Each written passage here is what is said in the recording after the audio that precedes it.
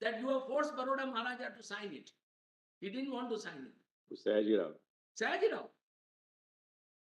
I was shocked to read because Lord CJI Rao is perhaps the greatest of the rulers of 20th century.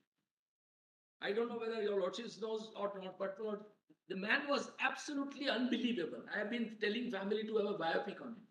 Because he was the one who sent Dr. Ambedkar for education. He was the one, Lord, who always took guidance from Maharishi Aurobindo, who stayed in Baroda for many years.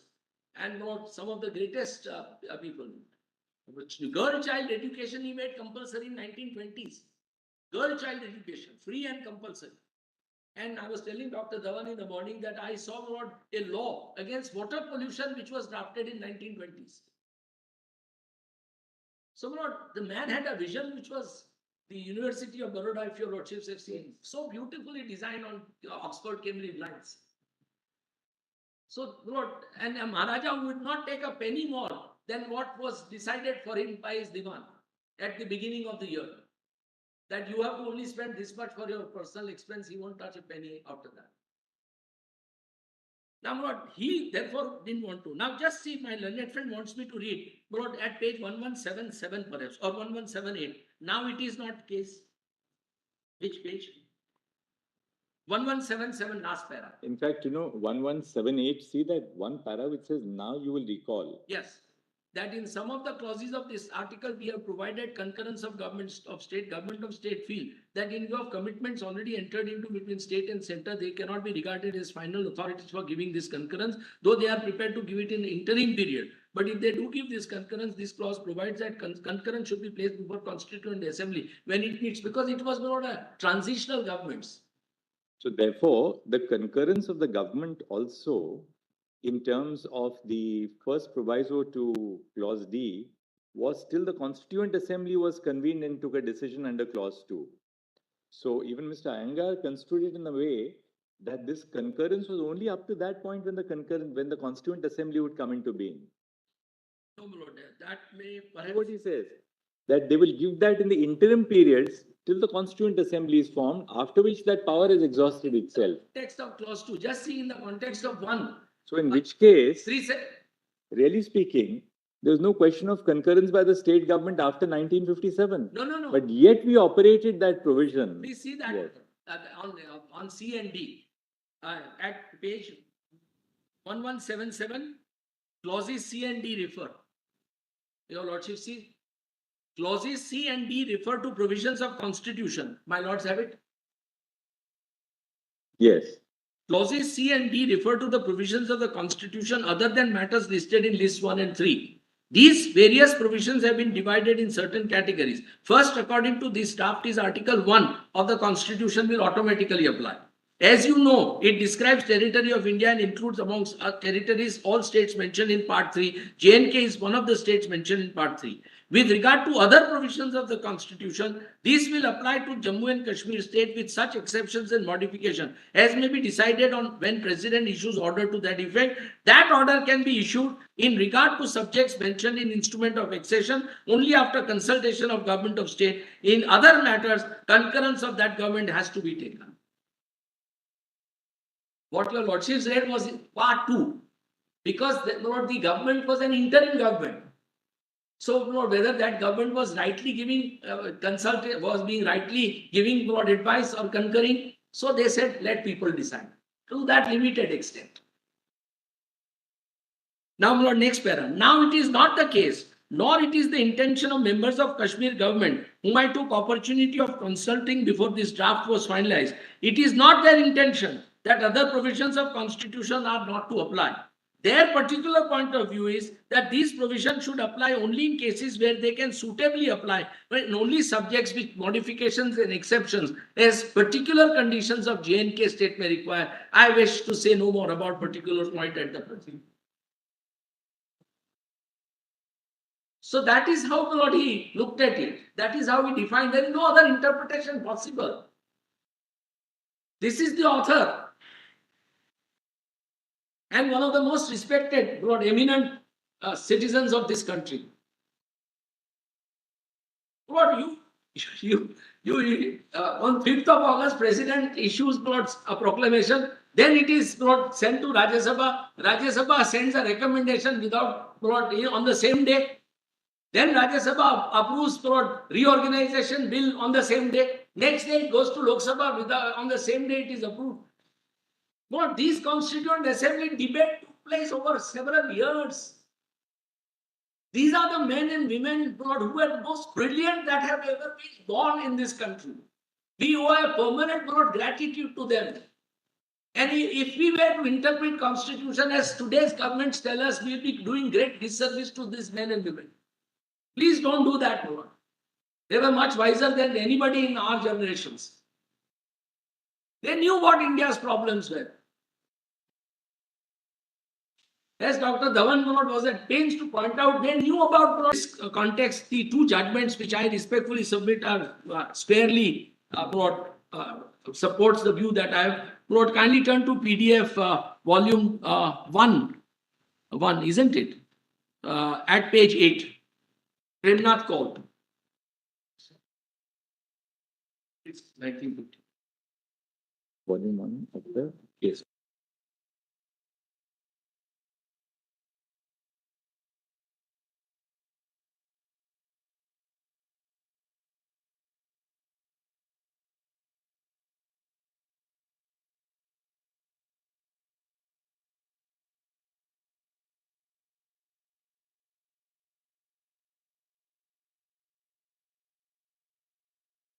On October 25, 1947.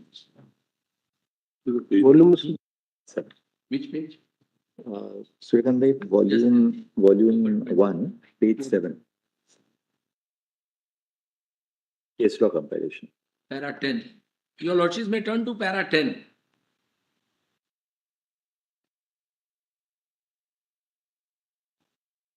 Lordships have got it? On October 25, 1947, Maharaja signed an instrument of accession with India, which had then become an independent dominion.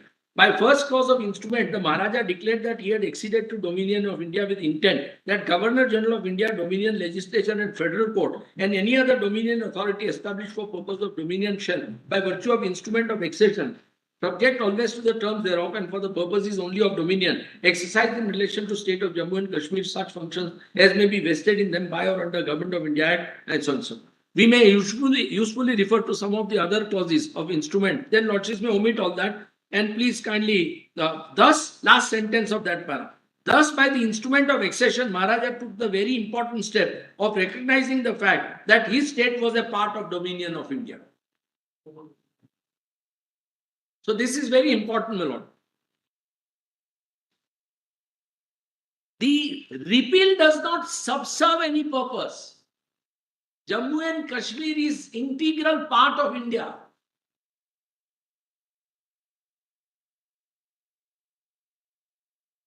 Now kindly turn to my lord.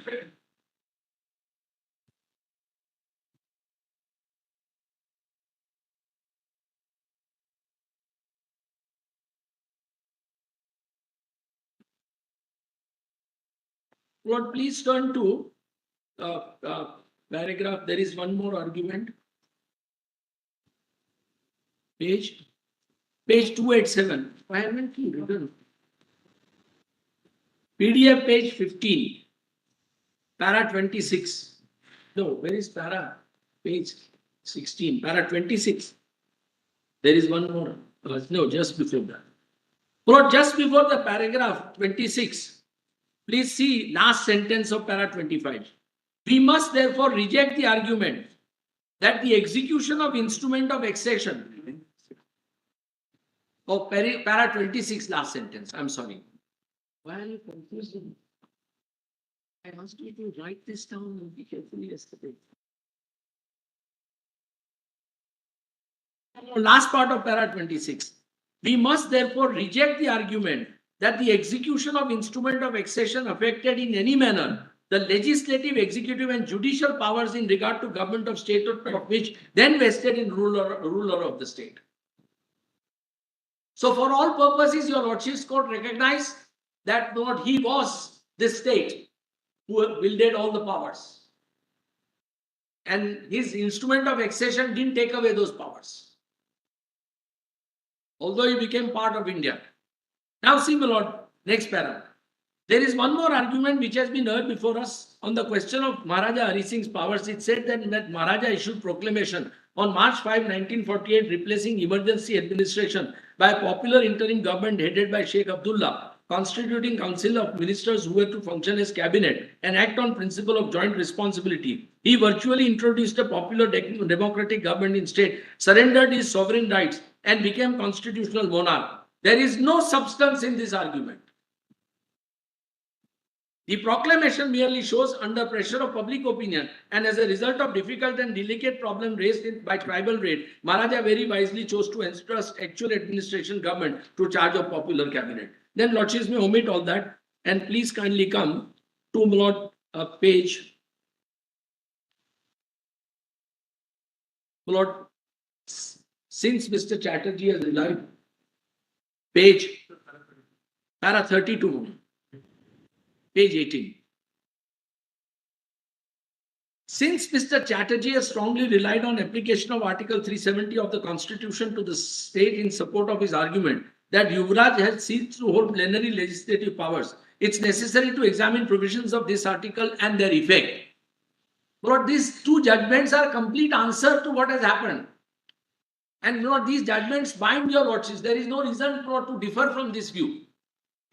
This article was intended to make temporary provisions with respect to state of Jammu and Kashmir, then so and so. Now, Lord, please see after the article, Lord, clause 1b of this article deals with legislative power of parliament to make laws for the state, and it prescribes limitations in that behalf.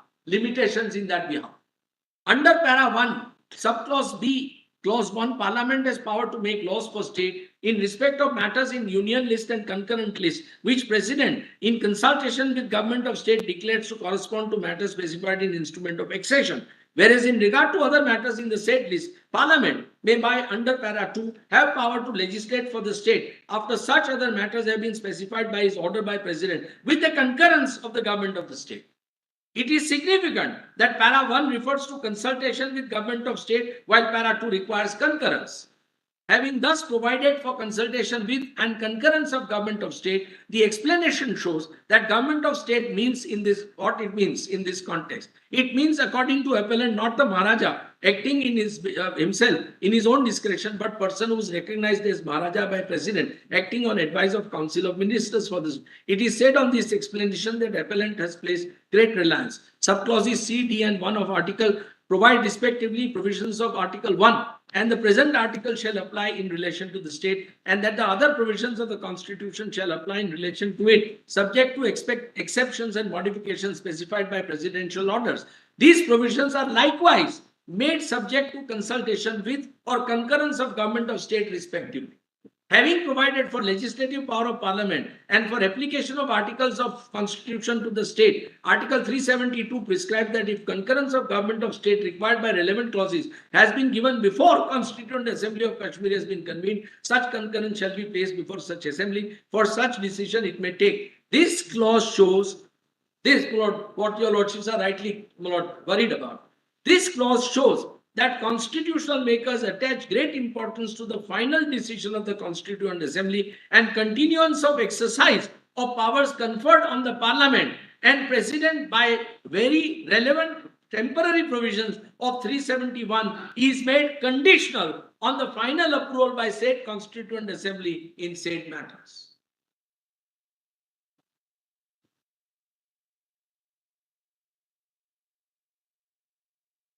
So, Lord, 371 continues with that. Once more it continues, then 373 becomes OTOs.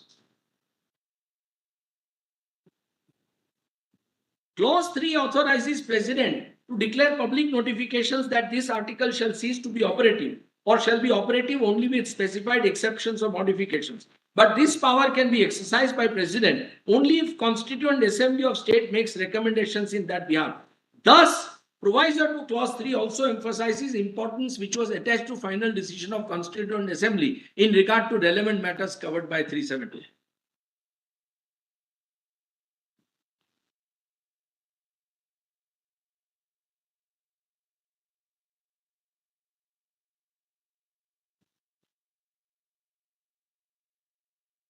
Now, my lord, please turn to next para on the same page on the said construction.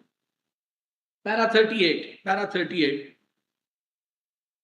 But my lord, please omit first 10 lines or 5 lines. 5 lines. The constitution makers were obviously anxious. My lords have that? Para 38, yes. Fourth or fifth line. The constitutional makers were obviously anxious that the said relationship should be finally determined by the Constituent Assembly of the state itself, not by Indian Parliament. State itself. And that is the main basis for and purport of the temporary provisions made by the present article. And so the effect of its provisions must be confined to the subject matter. It would not be permissible or legitimate to hold that by implication this article sought to impose limitations on plenary legislative powers of Maharaja. These powers had been recognized, specifically provided by the Constitution Act of the state. It was not and could not have been within contemplation of competence of constitutional makers to impinge even indirectly on the said powers. So not from Maharaja, they got transferred to Constituent Assembly, those powers. So they say that you can't impinge on those powers. It would be recalled that by instrument of accession, these powers have been expressly recognized and preserved, and neither subsequent proclamation by Yuvraj Karan Singh adopting as far as applicable the proposed constitution, nor constitutional order subsequently issued by President purported to impose any limitation on said legislative powers of the ruler. Please see this. These decisions I have completely answered long back. What form of government the state should adopt was a matter which had to be and naturally left to be decided by Constituent Assembly of the state.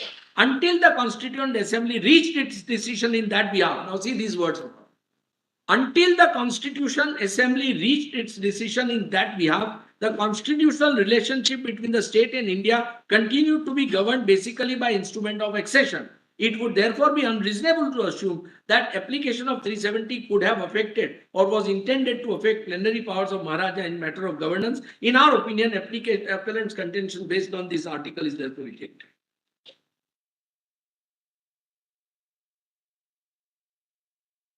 Now, Lord, please turn to this para because this is a little important.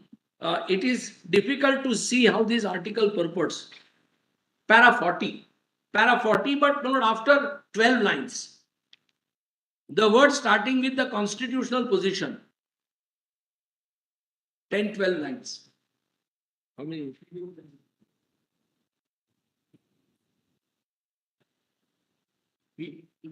PDF 21. Altogether issue rather than Yuvraj could have really issued the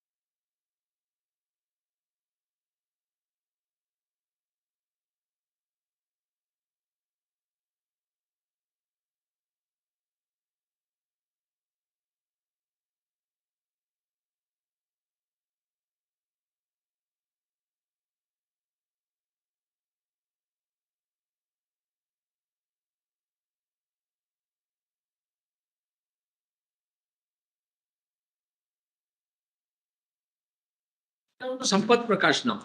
Sampath Prakash. Same volume. It starts at page 27 at 30. 27 at 30.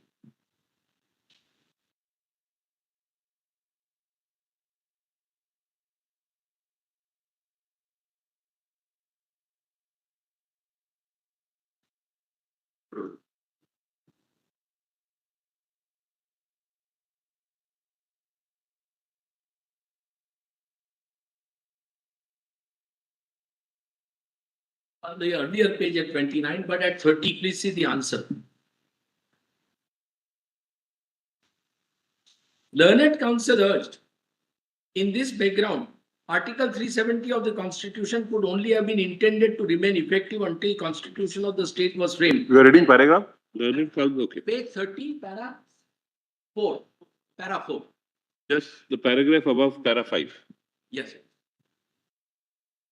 Learned counsel urged that this background Article 370 of the Constitution could only have been intended to remain effective until Constitution of the state was framed and the will of the people of J&K had been expressed, and thereafter this article must be held to have become ineffective, so that modifications made by President in exercise of powers under this article subsequent to enforcement of Constitution of state would be without any authority of law. Now please see the answer to that. Next paragraph. We are not impressed by either of these two arguments advanced by Mr. Ramamurthy. So far as historical background is concerned, Attorney General appearing on behalf of government also relied to urge that provisions of Article 370 should be held to be continuing in force. Please see that note.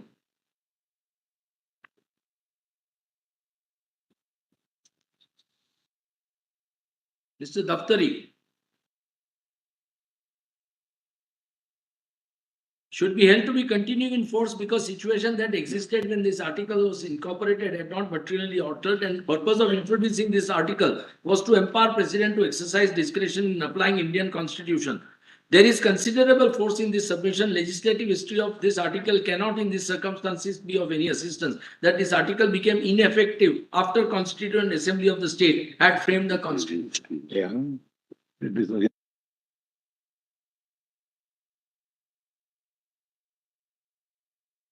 Completely against you, Mr. Dave. Please see that. There are, however, much stronger reasons for holding previous. Even para 5, it says should be held to be continuing in force. Yes. And then 6. 7, in fact, 6 and 7. 6 says that the second submission based on 2 of Article 370 does not find support even from the language of that clause, which only refers to the concurrence given by the government to the state before the Constituent Assembly of India, and makes no mention at all of the completion of the work of the does Constituent not Assembly. find support even from language of that clause, which only refers to concurrence given by government before the Constituent Assembly was. That's what I'm submitting. No, that's a very limited.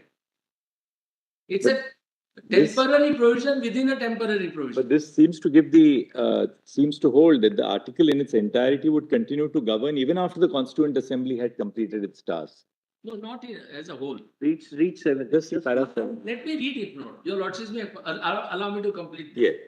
There are, however, much stronger reasons for holding that provisions of this article continued in force and remained effective even after Constituent Assembly of State had passed Constitution. The most important provision in this connection is contained in Clause 3 of Article, which lays down that this article shall cease to be operative or shall be operative only with such exceptions and modifications, and from such date as President may, by public notification, provided recommendation of Constituent Assembly of State referred to in Clause 2 shall be necessary before President issues. This clause clearly envisages that article will continue to be operative and can cease to be operative only if, on the recommendation of Constituent Assembly of the state, President makes a notification direction to that effect. In fact, no such recommendation was made by Constituent Assembly of the state, nor was order made by President declaring article shall cease to be operative. On the contrary, that's important. It appears that Constituent Assembly of the state made a recommendation that article should be operative with one modification to be incorporated in the explanation to clause 1 of the article. This modification in the article was notified by the President by Ministerial Law Order dated 15 November 52 and laid down that from 17th November, article was to be operative with substitution of new explanation for old explanation. This makes it very clear that Constituent Assembly of the state did not desire that this article should cease to be operative, and in fact expressed its agreement to the continued operation of this article by making a recommendation it should be operative with modification only.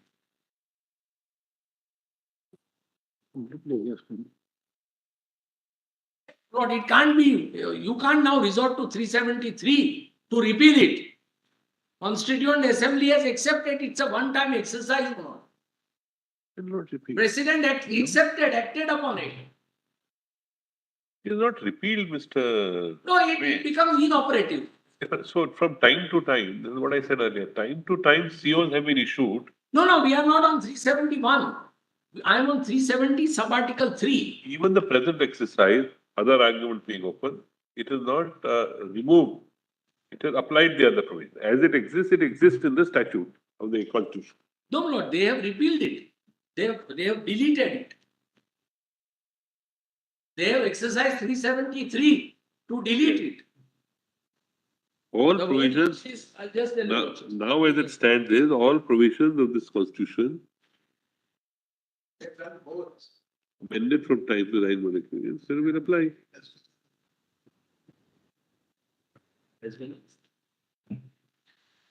Yes, but they have abrogated 370 and applied all the provisions of the Constitution. Both they have done.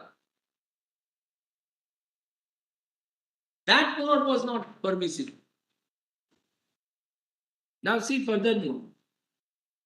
So Dave, Hmm. we can just go a little earlier. Paragraph 4, Yes, first argument and the second argument, that will clarify the situation. the, It's at page number 29, 28 rather. The first argument Yeah. was that the first article, argument was that this article contained temporary provision which ceased to be effective after Constituent Assembly convened for purpose of framing Constitution of J&K had completed its task by framing Constitution. Reliance was placed on historical background in 370 included so. Then Lordships may omit. The answer is what and then it goes also,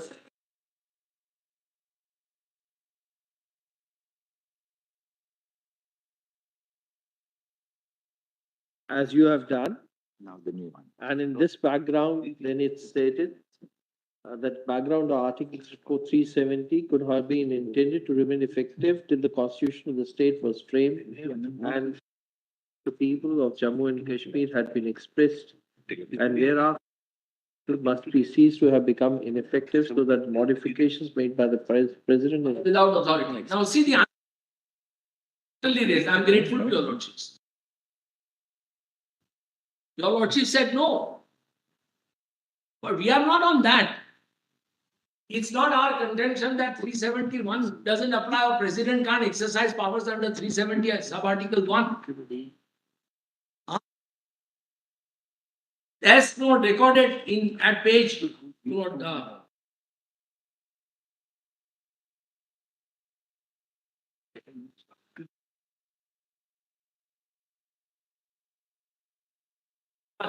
PDF page 31 para 7. That's the answer.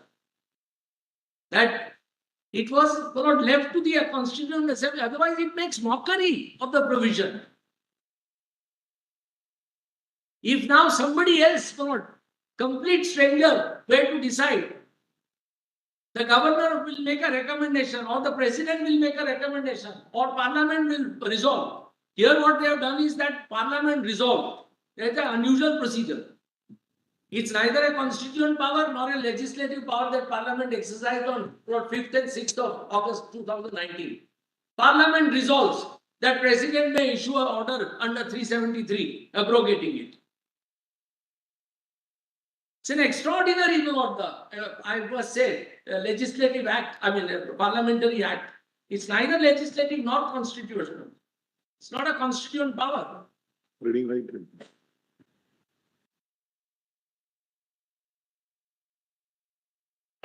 Advice that because state is under president's rule, parliament therefore is constituent assembly or legislative assembly, and therefore this could be done. But Lord, it can't be because that has come to an end.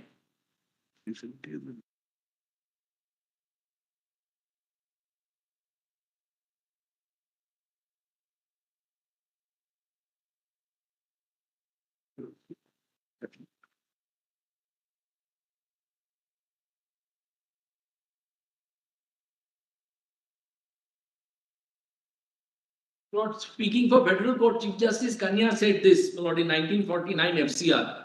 Lord, Jatindranath Gupta versus Bihar, Lordships are aware of that judgment.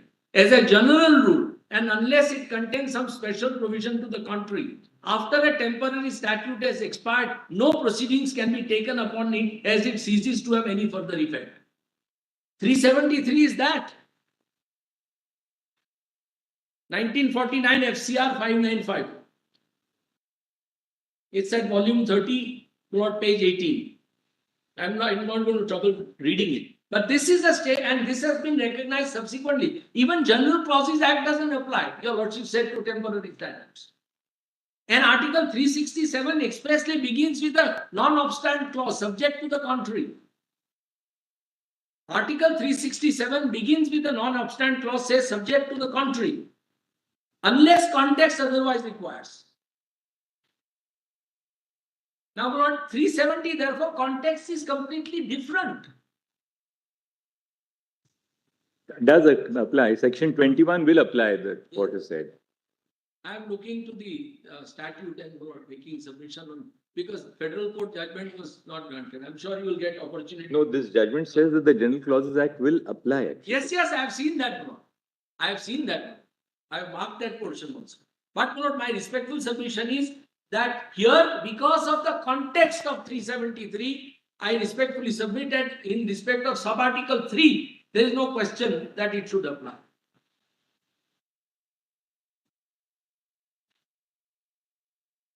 Now, my Lord, one judgment that I would like to place before your Lordships for consideration is, my Lord, so my Lord, this is my second argument that my Lord 370, my Lord, sub-article 3 stood exhausted, and therefore President, my Lord, neither could exercise powers nor could Parliament recommend to the President to exercise that power.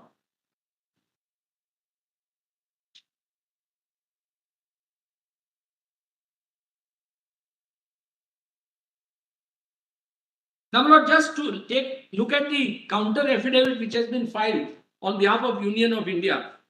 Lord, common counter on all, it says, Lord, it's a counter which is for all, a comprehensive counter, they call it. PDF file, common counter.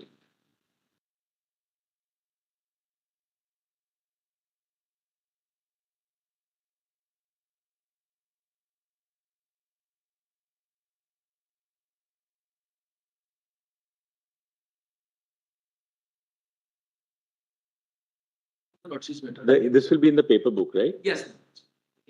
501.7. Oh, 501.7. Thank you, Mr. Gordon. 501.7.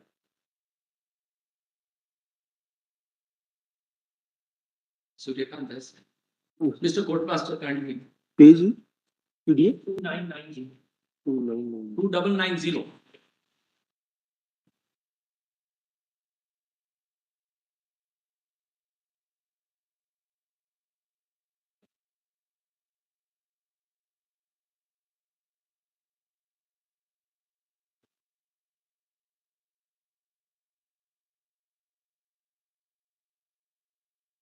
Which is the internal page?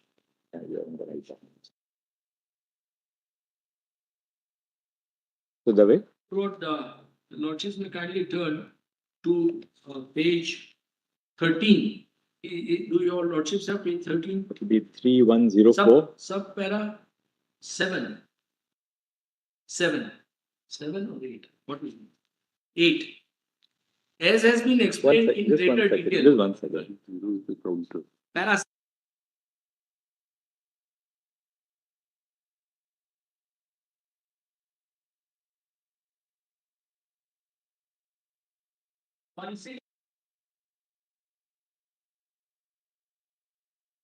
PDF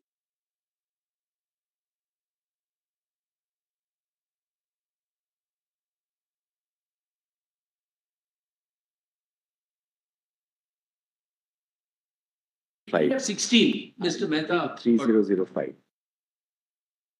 At page 13, Para 7. page 3005. 30 PDF Para 3 7, can you turn to para 7? PDF 3005. As has been explained in greater detail in later paragraphs of this affidavit, it was observed over years. Existing regime under Article 370 and exemptions modifications carried out to the provisions of Constitution of India by presidential orders issued under 371D were impeding rather than enabling, facilitating full integration of erstwhile state of Jammu and Kashmir with rest of the country, which was neither in national interest nor in interest of state of Jammu and Kashmir. How impeding? Somebody makes a statement from Home Ministry, now giving no detail as to how it has impeded. Law and order problems certainly exist, but it is not because of applicability or otherwise of the Constitution. Now, please turn over, Lord, kindly turn to paragraph, straight away to paragraph, Lord, page 18. Page 18.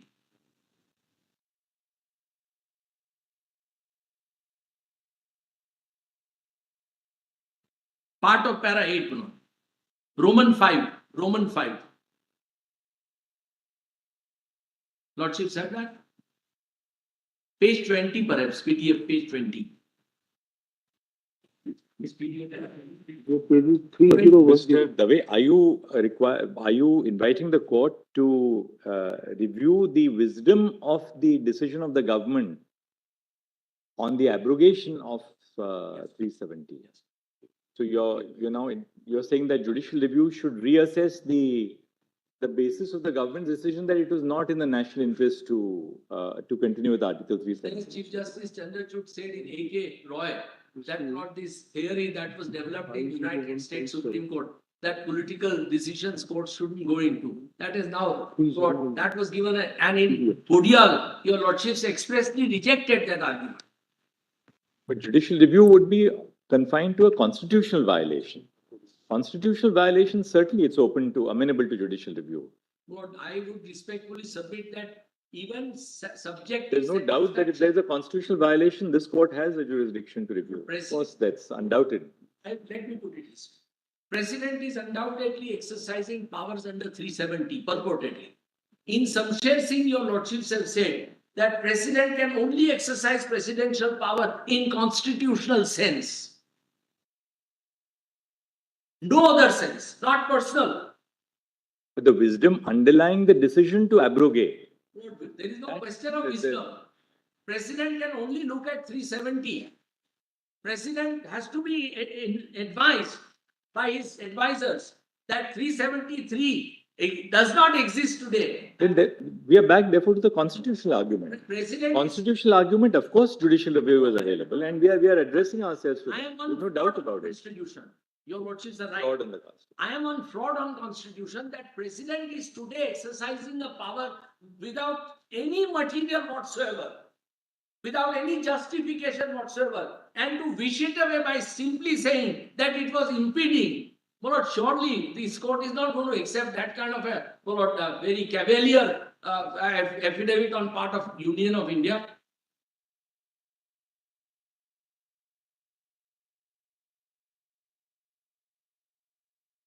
That's why Yes. it says To say 370 would.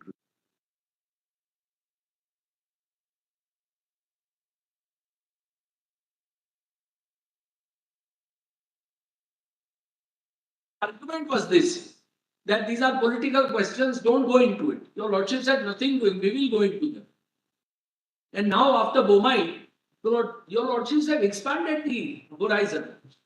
Your lordships have gone to an extent. What I now just see two more things in this affidavit. Kindly turn to paragraph 15. It's a bundle of contradiction, their affidavit. Paragraph 15? Yes. What PDF page will that be? PDF 25.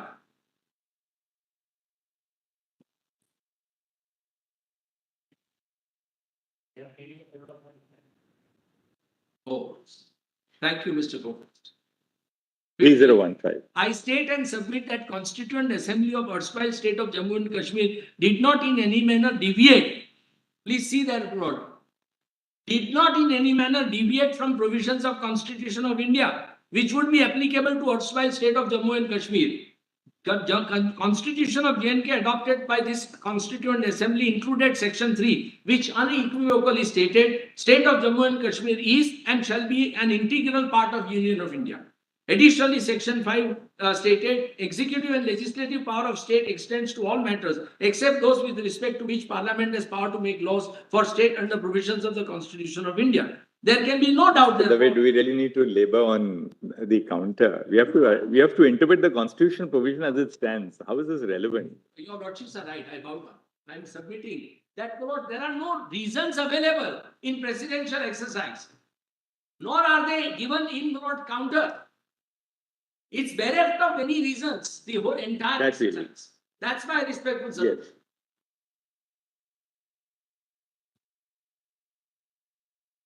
Now see last sentence. There can be no doubt, therefore, Jammu and Kashmir became integral part of India and Constituent Assembly, an elected body, had also given its imprimatur to the provisions of Constitution of India. Now, Lord, please see in this regard, Lord, two decisions. Lord, kindly turn to the judgment of Lord. Lord, not on fraud. Just see Lord, one paragraph of this judgment.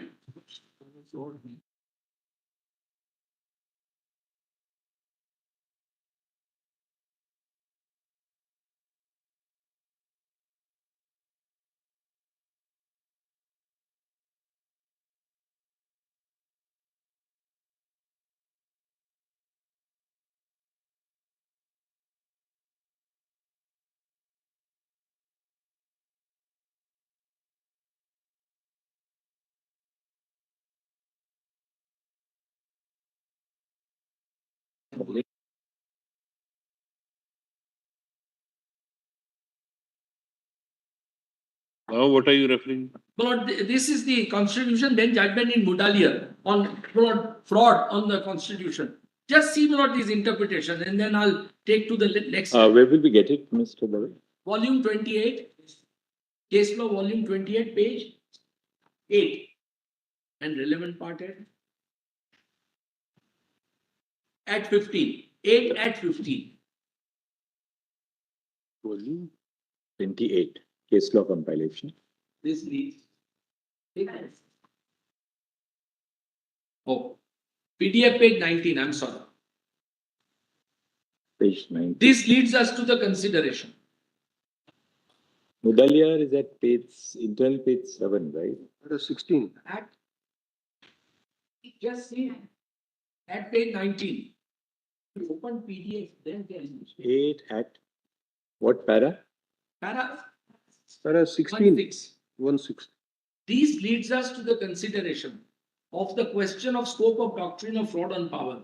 In Gajpati Narayan, Mukherjee, Justice Mukherjee, as he then was, explained the doctrine. It may be made clear that outside doctrine of colorable legislation does not involve any question of bona fides or mala fides. The whole doctrine resolves into a question of competency of a particular legislation. If legislature is competent to pass law, motives which impel it are irrelevant. On the other hand, if legislature lacks competency, question of motive does not arise. Whether a statute is constitutional or not is thus always a question of power. Learned Judge describes how legislature may transgress the limits. Now, this is important. Such transgression may be patent, manifest, or direct, but it may also be disguised, covert, or indirect. And it is to this later class of cases that expression colorable legislation has been applied in certain judicial pronouncements. Now, Lord, in DC Vadva, your lordships go further, and that is at page. Parliamentary recommendation, Lord, in my respectful submission, suffers from complete colorable exercise of parliamentary powers. It was neither exercising constituent power under 368 nor any legislative power. Resolutions are passed by Parliament on many issues, sometimes not even to honor some individuals or to say some other things or to recognize great events in the country. So Parliament here passes resolution and says, Mr. President, you kindly do this. That, brought in my respectful submission, is a pure act outside parliamentary broad powers. And they did it only because the assembly was dissolved, purporting to act as assembly of JNK. That we are now, since assembly is dissolved, therefore president has the powers and parliament therefore has powers under 356. Page P. What? Volume 19, my lord. Page 118. Just one para. That one para.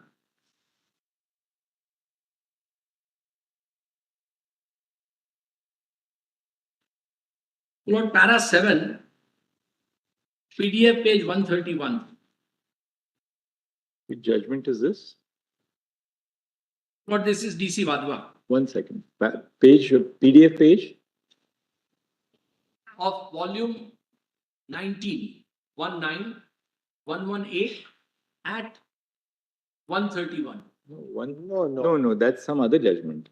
The state of Tamil Nadu. That's state of Tamil Nadu versus Padmavati Ammal. Volume 19, 19. PDF 131, I think 131, One. volume 19. You are referring to DC Vadwa? Yes, madam. Yes, difference. So we have some other judgment. Padmavati Ammal. Yes, Padmavati. 19, 19. page, what is the PDF page number?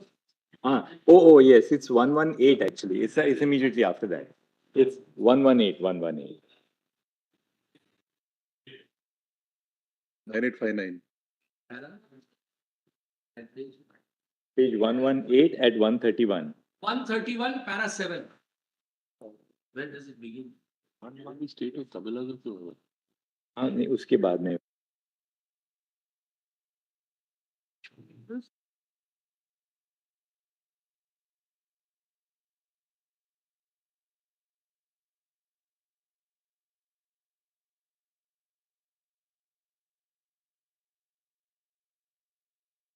No trouble, your lordships, reading that. The emergency power of the governor was not in the context of ordinances, but just above where Justice Mukherjee's dictum in Gajpati Narayan is cited, just above that, at, 4 lines above that, at page 133. Huh? 133. It is settled law. No, this is what I place for your lordship's kind consideration.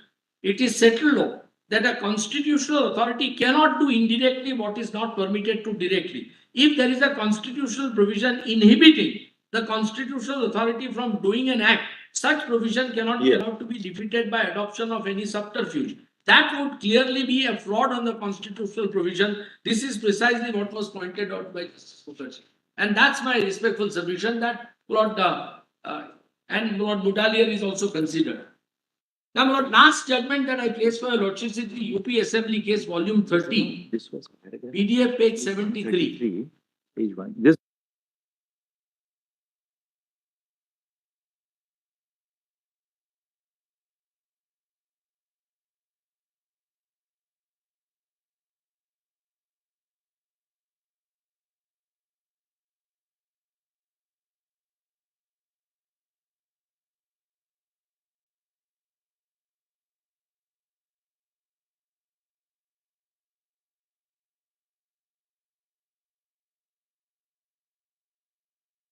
Here, volume 30, PDF 73 at 92. Volume? 38. Volume 30, my lord. Volume 30. So, Lord, this is the special reference. PDF? PDF 30. Sorry, PDF 73. Volume 30, PDF 73 at 92, para 38.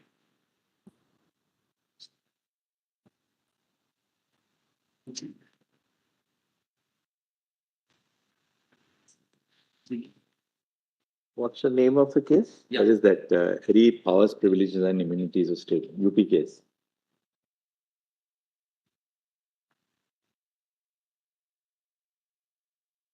What page are you referring to? So Lord, at para 38, 92. 92. Page 92, para 38. In dealing with this question. Yes, ma'am. Grateful. All your lordships have that? My Lord Justice Khanna? Just give me a minute. Yes. Paragraph number? 38. 38. Okay. Yes. In dealing with this question, it's necessary to bear in mind one fundamental feature of federal constitution. In England, parliament is sovereign, and in words of Dicey, the three distinguishing features of the principle of parliamentary sovereignty are that parliament has right to make or unmake any law whatever, that no person or body is recognized by law of England is having a right to override or set aside legislation of parliament, and that right or power of parliament extends to every part of Queen's dominion. On the other hand, essential characteristic of federalism is distribution of limited executive, legislative and judicial authority among bodies which are coordinate with independent of each other. Supremacy of constitution is a fundamental to existence of a federal state in order to prevent either the legislature of federal unit or those of the member states from destroying or impairing that delicate balance of power.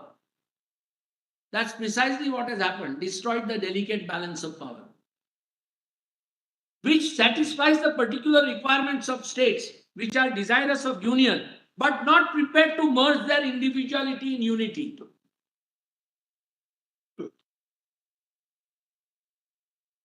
Lord, you can't rewrite history. And a constitutional history can certainly be never rewritten. That's why it's durability. This supremacy of constitution is protected by the authority of an independent judicial body. Your lordships, independent judicial body to act as interpreter of a scheme of distribution of powers, nor is any change possible in the constitution by the ordinary process of federal or state legislation. Ordinary process, 370, President issues, Parliament pass resolution. Yes, Mr. Ravi. Thus, the dominant characteristic of British Constitution cannot be claimed by a federal constitution like ours. Then what next paragraph? Our legislature have undoubtedly plenary powers, but these powers are controlled by basic concepts of the written constitution itself and can be exercised within legislative fields allotted to their jurisdiction by 3 lists under the 7th schedule. But beyond the list, legislature cannot travel. They can no doubt exercise their plenary legislative authority and discharge their legislative functions by virtue of powers conferred on them by relevant provisions of the Constitution. But the basis of power is Constitution itself.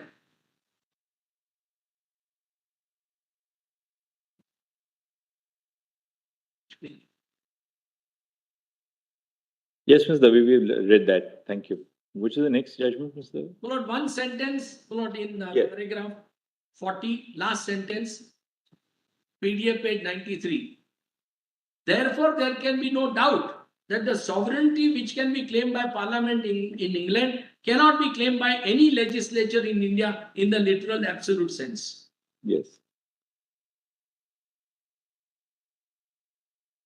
So, Lord, whichever way one looks at it, but your lordships may look at the UP assembly case, or your lordships may look at Samshed Singh's case. If not, the exercise of power by the constitution or by the parliament has to be done under the constitution itself and in the constitutional sense, then in my respectful submission, Lord, constitutional sense or constitutional provisions prohibited both the president and parliament from not touching Article 370, sub-Article 3 in any manner to abrogate it.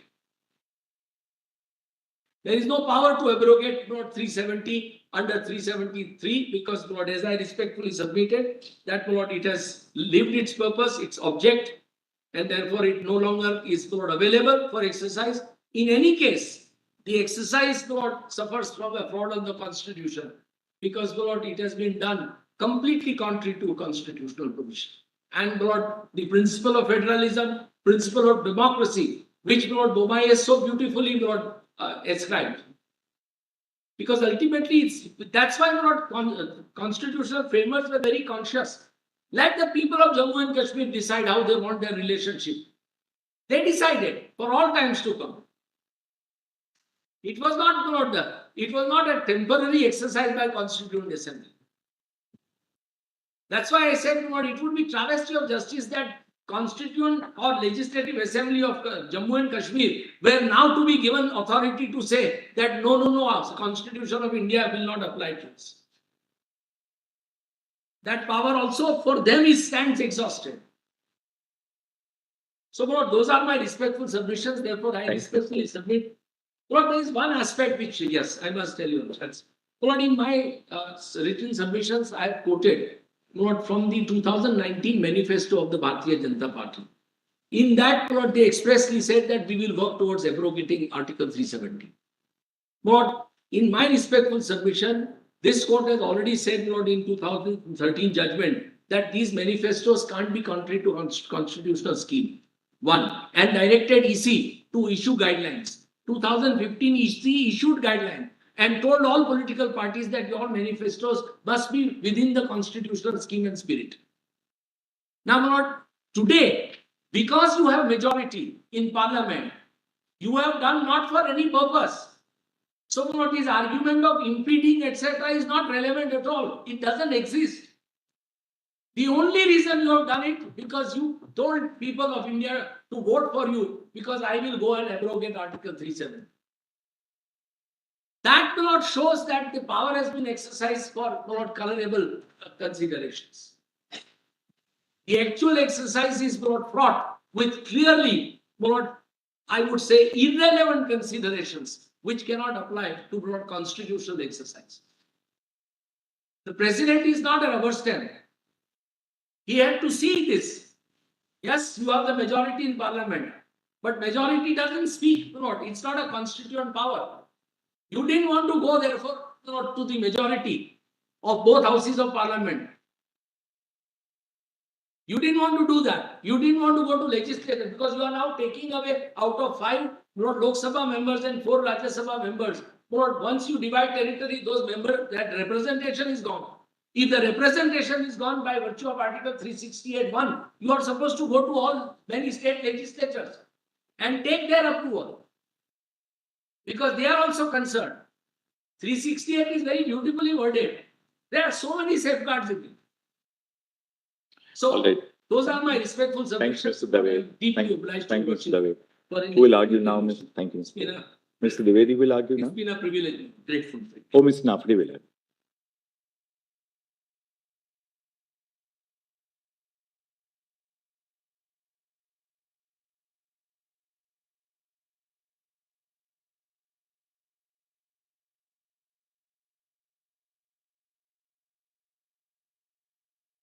There are few aspects which I would like to highlight.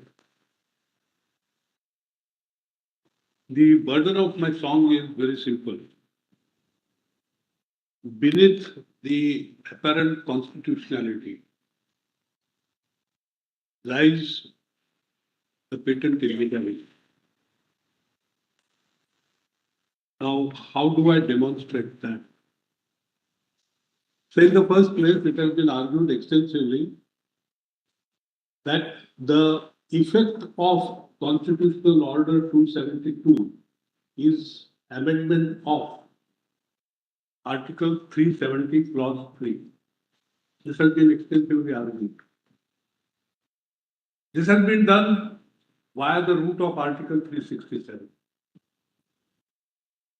Now, 371D empowers the President to apply the provisions of the Constitution to Jammu and Kashmir. Now, with such exceptions and modifications, these are the words used. Now, the question that arises is whether this power to modify, whether there are any implied limitations on this power. This is the first my submission. Now, take for example, while applying the Indian Constitution to Jammu and Kashmir, the modification says Article 21 will not apply, Article 14 will not apply. Will it or will it not trouble your conscience? So therefore, my first submission is that there are implied limitations on this power to modify. And what are those limitations? We'll examine. So what have they done? Instead of Constituent Assembly, it is replaced by Legislative Assembly. Whether this is permissible, whether it falls within the ambit of the term modification, or it goes far beyond that. So if your lordships look at the Constitutional Order 272, it adds the word in the Constitution of India as it originally stands. There is no such definition. So it's an addition. I am prepared to assume for the time being that modification can take in its within its compass even addition.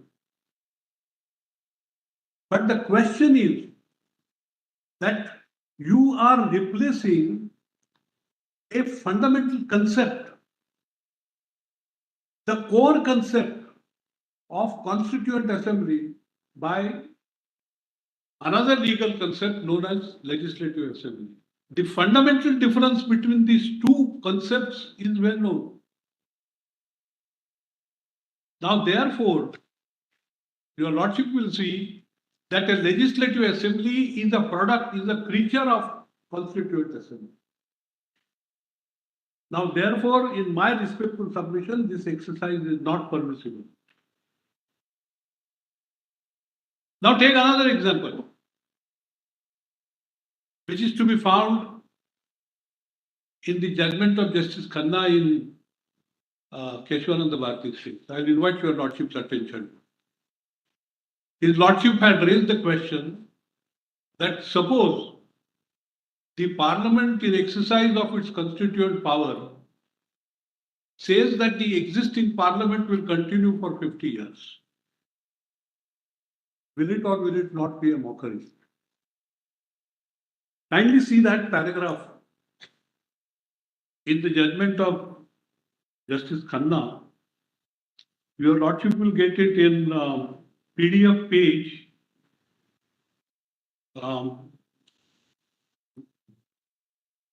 Yeah, I'll just.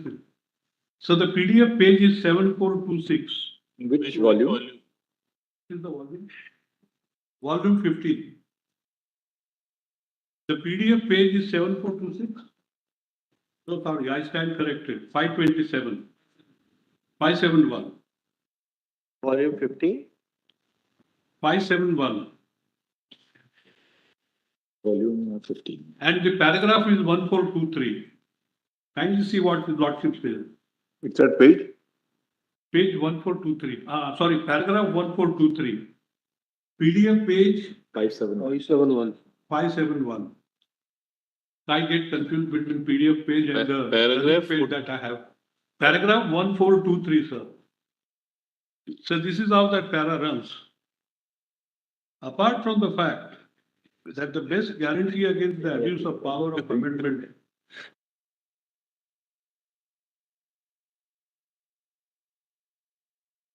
of Part 3 of the Constitution, there is another aspect of the matter. Even if Part 3 may be left intact, a mockery of the entire parliamentary system can be made by amending Articles 85 and 172, which are not in Part 3, and according to which the life of the Lok Sabha and the Vidhan Sabha of the states, unless sooner dissolved, would be 5 years, and by providing that the life of existing Lok Sabha and Vidhan Sabha shall be 50 years. This would be a flagrant abuse of the power of amendment, and I refuse to believe, etc. Now, this is precisely the situation. The second judgment on which, of course, this is the only observation made in the judgment. I am not saying that this constitutes the ratio, but it is something which your lordship will bear in mind. Now, kindly see the second judgment on which I place reliance. That is Indri Delilaw's case. Indri? Indri Delilaw's case, and It is there in volume 25, and the PDF page starts at page 524. And I invite your Lordship's attention to page 546.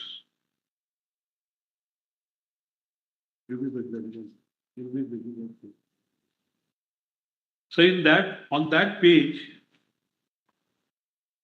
What's the section PDF? 7, Which is the PDF number? 546. PDF number. So on that page, your Lordship will find section 7 has been quoted.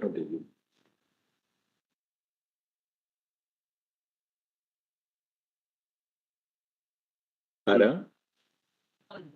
Could you please repeat Para the 41 of the judgment. page? 546. 524 I have, 546 now. And para 41, Lord, Which is the volume, sorry? volume 25. 25. Volume 25. So kindly see where their Lordships have quoted the section. In para 41. The provincial government may, by notification in the official gazette, extend with such restrictions and modifications 41. I will as now it read thinks the fit 3 to the province of Delhi Section 7. or any part thereof, any enactment which is in force in any part of the British India at the date of such notification. Now we are concerned with the word modification. Now this has been construed by, this is a 7-bench judgment, and if your Lordships come to first Chief Justice Kanial's observations on this, your Lordship will come to page 726 of the PDF.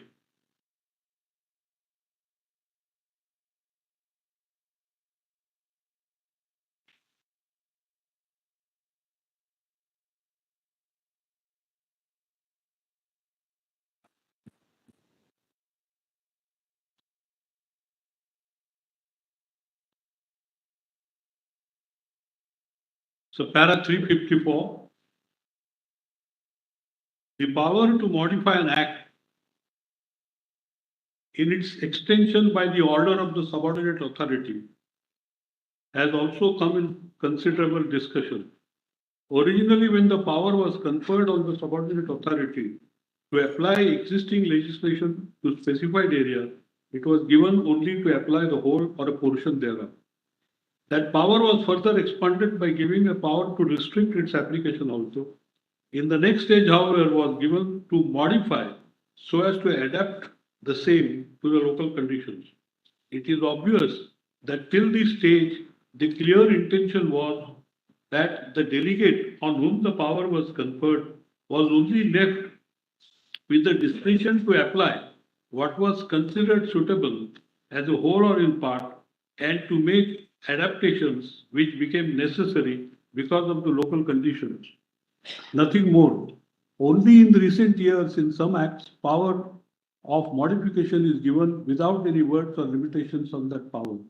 The learned Attorney General contended that the word modify, according to the Oxford Dictionary, means to limit, restrain, to assuage, to make less severe, rigorous, or decisive, to tone down. It is also given the meaning to make partial changes, to alter without radical transformation. So this is important.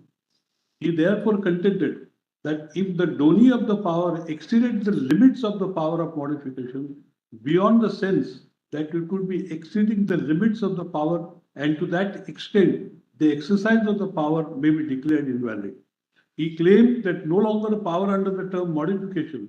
On the other hand, so and so words expresses the word modify has been defined as meaning vary, extend, enlarge, limit, or restrict.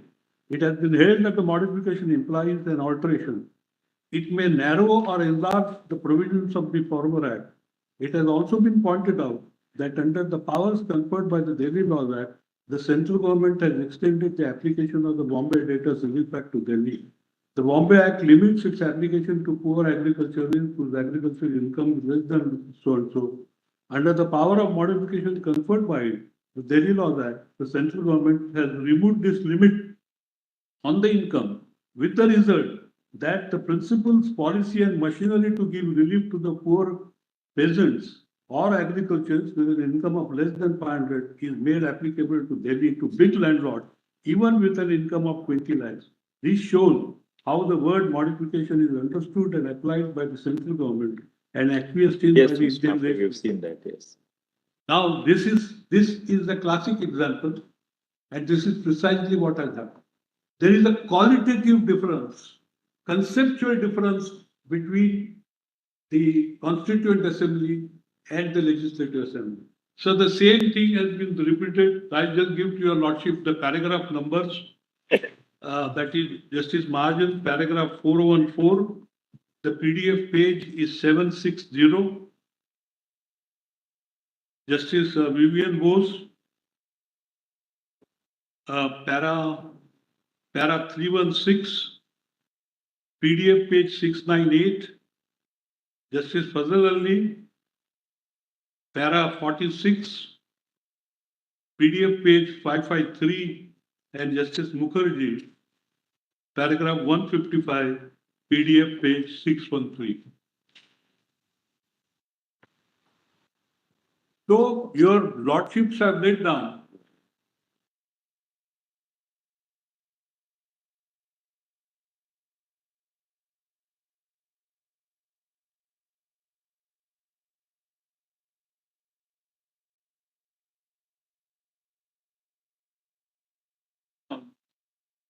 that there are implied limitations on the power to modify. And the one classic example I gave was, suppose they say no Article 21 in Jammu Kashmir. Whether such modification can be sustained. Now this judgment was cited in Puranlal Lakhanpal.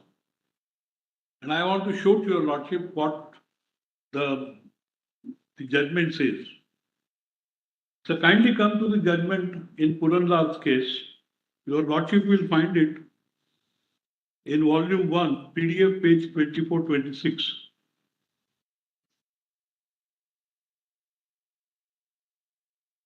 Judgment was delivered by Lordship Justice Vanshu. Fortunately, there is only one judgment, so that we understand the ratio. Volume 1, Yeah. page Otherwise, number, we are grappling to find out what is the ratio of case 1 and case. page number, The page is PDF page is 25. The judgment begins at page 24, and it is in volume 1. Now, kindly see, my lord, Article 81 was modified. Now, this is the modification. Article 81 shall apply to subject to the modification that the representatives of the state in the House of the People shall be appointed by the President on the recommendations of the legislature of the state. So instead of a direct election, the indirect election, that the legislature of the state shall recommend the names of persons who are to be appointed as members of the parliament to represent J&K. Now, this was impugned on the ground that the modification crosses the legitimate limits. Now, in paragraph 3, your lordships have said on page 25, PDF page 25, this is what the paragraph 3 says. And according to me, this is the ratio. Before we consider what the word modification means in the context of Article 371, let us see what the President has actually done in the matter of modification of Article 81. The modification prescribes that the 6 seats in the House of the People from state of Jammu and Kashmir would be filled by nomination by the President on the recommendation of the legislature of the state. Now, in form, the seats will be filled by nomination by the President, but in reality, what the modification provides is indirect election in place of direct election to these seats in the House of the People, the modification lays down that the president will nominate members to these 6 seats on the recommendation of the legislature of the state. The president must therefore nominate only those who have been recommended by the legislature of the state, which is elected on adult suffrage. Now, the only way the legislature can make a recommendation for this purpose is by voting.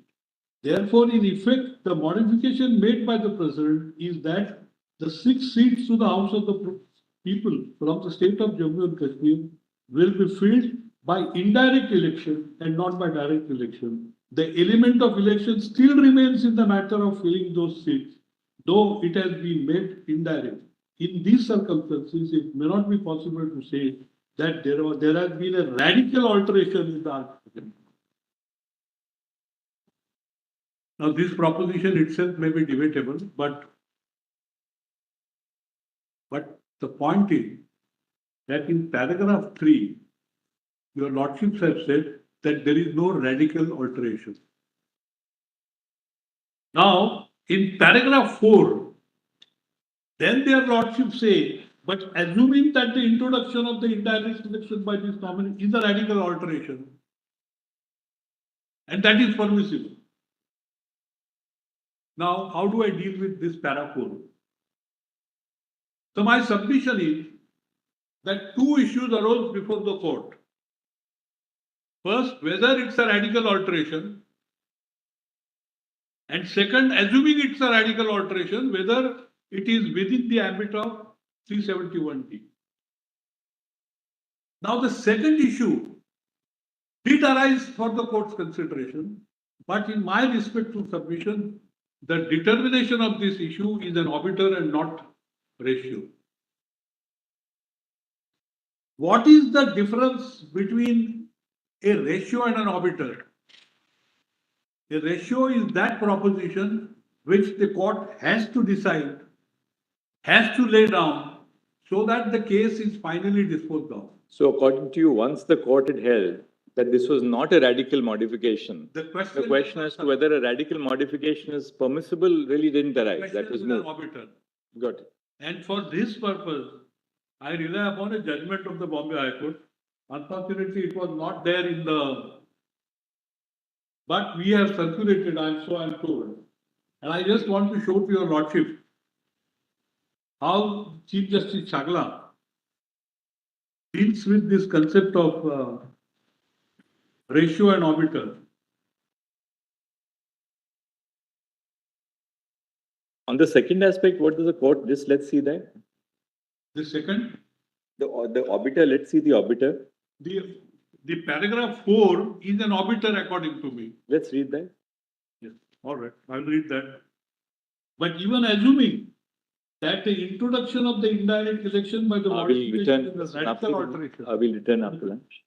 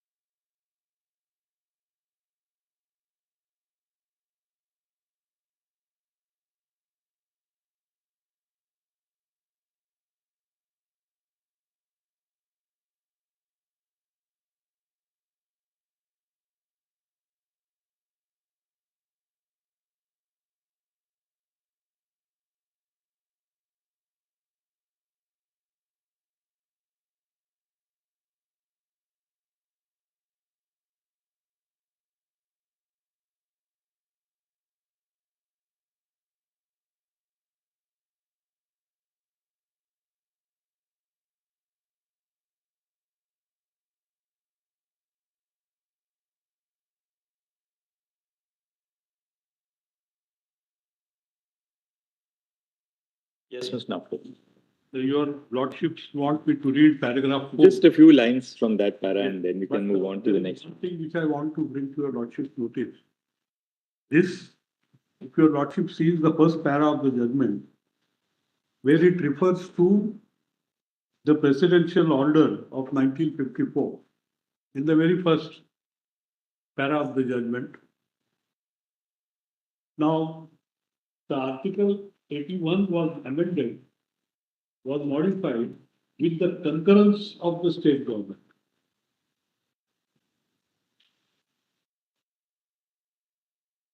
So there was a democratic element in that. Now, in this context, kindly see para 4. Some of the observations in para 4, as I said, are too wide. And if they are accepted in toto,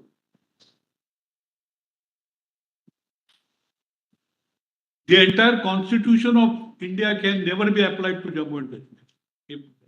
If taken to its logical conclusion. But even assuming that the introduction of indirect election by this modification is a radical alteration of the provisions of Article 81, the question still remains whether such a modification is justified by the word modification as used in Article 371.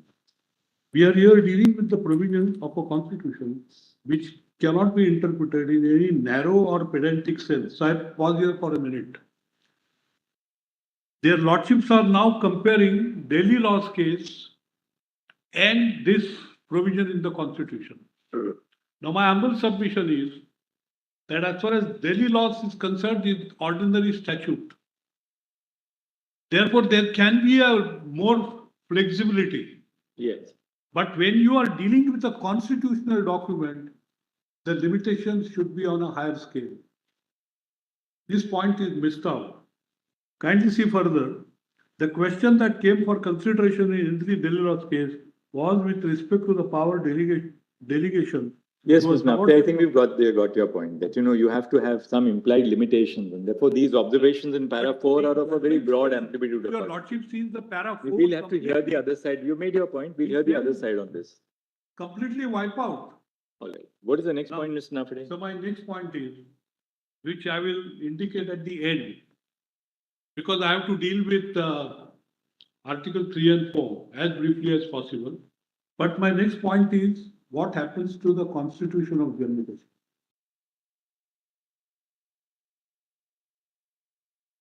That's a thorny question. So if I recapitulate the facts which have been extensively set out in Premnath Kaul's case and which has been cited before your lordship. So what is the submission on this aspect? The submission which I want to make is this. So it traces out, the judgment traces out how the sovereignty came to be vested in the Yuvraj. Right from 1925 to 1951 or 49. And thereafter, two important developments. Yuvraj accepts the Constitution of India. But that is in the light of Clause 8 of the Treaty of Accession. Clause 8 recognizes that barring a few items, the sovereignty of the Maharaja remains. Now this sovereignty, which is recognized by the accession treaty, where and when does it evaporate? That's the question. Because as a result of this constitutional order and the Reorganization Act, the result is the Jammu and Kashmir Constitution comes to an end. Now let me elaborate this point, sir. But that's postulated. And over the passage of time, period of time, what was left, as pointed out by Dr. Naval, was only limited, very, very limited, small. Several provisions came to be applied, no difficulty. But the core of the J&K Constitution has remained intact till end, which I will indicate to your lordship. So therefore, your lordship will see that it is in 1951 that Yuvraj convened the Constituent Assembly. to frame the constitution? What is the authority by which he could do so? His authority to convene a constituent assembly has not been questioned anywhere. So therefore, J&K constitution is a constitutional document. That's the only conclusion possible. Now my submission is going to be that no matter how widely you interpret the power under 371D, the core of the J&K constitution must remain. And what is that core? So kindly come to J&K constitution. That is in volume 2.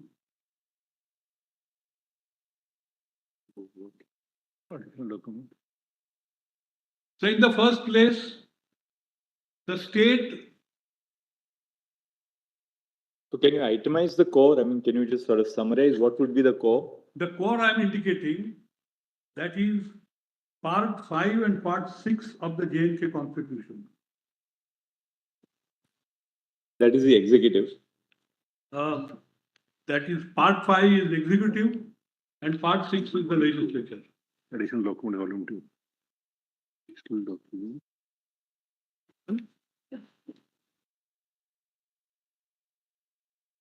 Sir, when the constitution was ushered in, Which is one more provision? Part 5 is the is the executive, governor, council of Part 6 ministers, is the etc., legislature, and what else? and the legislature. These two. And kindly see, You said one more. section 3 and 4. Sections 3 Document compilation. Document volume.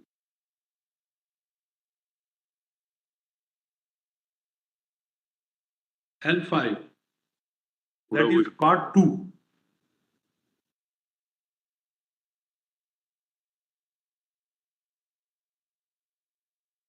Yes. Now the state of Jammu and Kashmir has its origin also in this, its continuation. Additional compilation. It originally existed. There is a long history which has been set out in Remnath Kaul's case, right up to independence, 1947 Act, Treaty of Accession, etc. Now kindly see the territory, section 4, Constitution. पूरा वही document है. The territory, the PDF page is 18. The territory of the state shall comprise all territories which on the 15th day of August 1947 were under the sovereignty and sovereignty of the ruler of the state. Now this is the territorial integrity of the state. Now there is no provision in the Constitution of India by which the J&K Constitution can be abrogated. There is no express provision. The only question is whether through the route of 371D this can be achieved.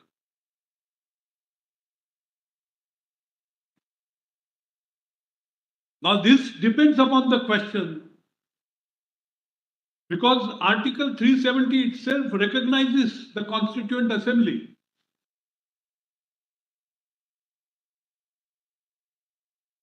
And the concept of Constituent Assembly is that it's a sovereign body.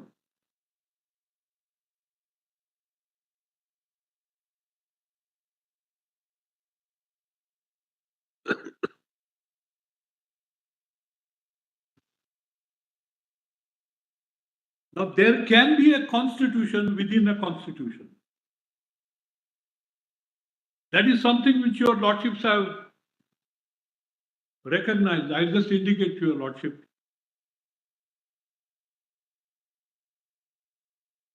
That your lordship will find in the judgment of Yeshwananda Bharati.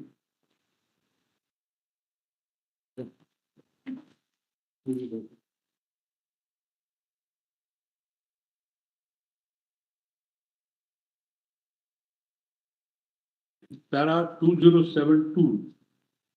I just indicate PDF page 79091, Volume? volume 15, sir. We'll look at it. Page, just give us the page 70, 790. which says that there can be a constitution within a constitution. Constitution. All right. That's what Whose judgment is that? Justice Chandrachud.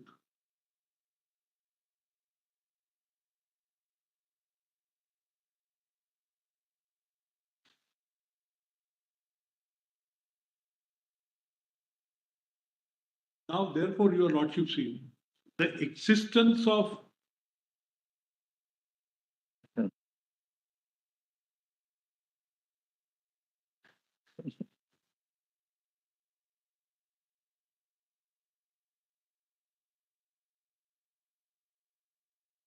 level portion. It should like that.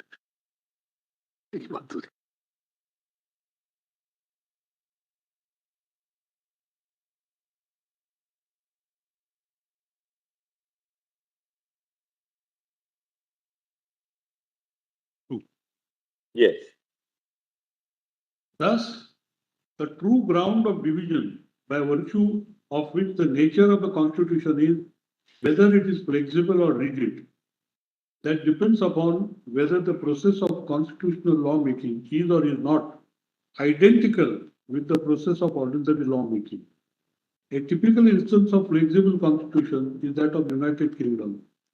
The constitution of the former kingdom of Italy was also flexible, so flexible indeed that Mussolini was able to profoundly violate the spirit of the constitution without having to denounce it. The constitution of the United States is rigid as it cannot be amended without the special machinery being set in motion for this purpose. In short, we may say that the constitution which cannot be bent without being broken is a rigid constitution. The Indian constitution, considered as a whole, is a controlled or a rigid constitution because broadly none of the articles of the constitution can be amended otherwise than by special procedure prescribed by Article 368. Certain provisions, therefore, like Article 4, read with Articles 2 and 3, Article 169, Para 7 of the 5th Schedule, and Para 21 of the 6th Schedule confer power to amend the provisions of the Constitution by ordinary lawmaking process. But these amendments are expressly accepted by the respective provisions from the purview of Article 368. Schedules 5 and 6 of the Constitution are in fact constitution within a constitution. So therefore, the existence of J&K Constitution is recognized by the Constitution of India. How do I show that? Kindly turn to Article 370. That you need not labor because according to you, the It refers to. Constituent Assembly itself. Now the question therefore is that if the Jammu and Kashmir Constituent Assembly was convened by a sovereign authority, that sovereignty merges into the sovereignty of the Constituent Assembly and it ultimately gets transferred to the Constitution of Jammu and Kashmir. Now, therefore, you have two sets of documents. Article 371D, if it is deployed in such a manner that it results in the complete abrogation of J&K Constitution, is something which is, in my respectful submission, not contemplated. All right. What is the next point, Mr. Nafide? So my next point is, now, originally there were two routes. One was 373 itself. After 1957, that route is closed. Yes. Then we take recourse to Article 368. So in Para 7 of the judgment in Sampat Prakash, Para? Para 7 in Sampat Prakash. Yes. It was relied upon by Mr. Dave. I don't wish to therefore repeat that. Para 7 of Sampat Prakash. Sampat Prakash. What is the submission on that? Justice Dave, Mr. Dave said that your lordships in this judgment have recognized that Article 373 is still in force.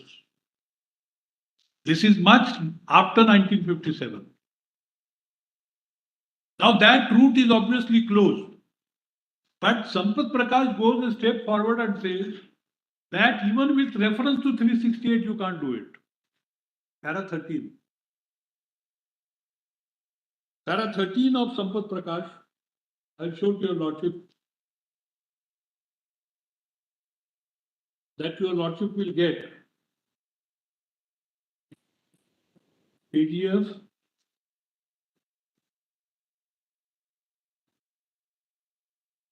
volume 1, PDF 3033. Now, this, in my respectful submission, is no longer good law.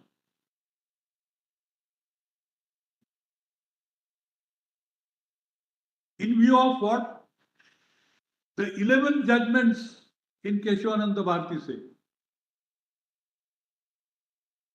Every judgment in Keshavananda Bharati says that every part of the constitution can be amended.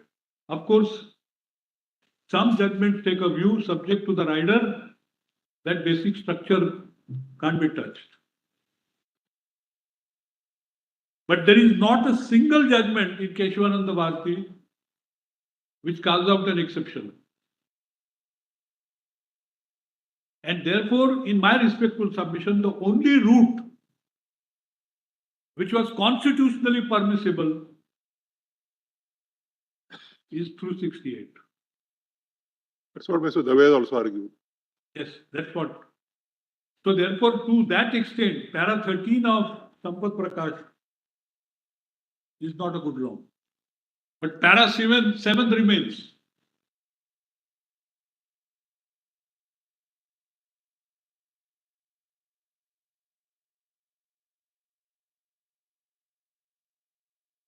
So therefore the question of what do we do with J&K Constitution? The core provisions, as I said, part 5 and part 6. The executive and the legislature of J&K are created by J&K Constitution. Now, by reference to Articles 3 and 4, by taking recourse to Article 3 and 4, these constitutional provisions contained in J&K cannot be done away with.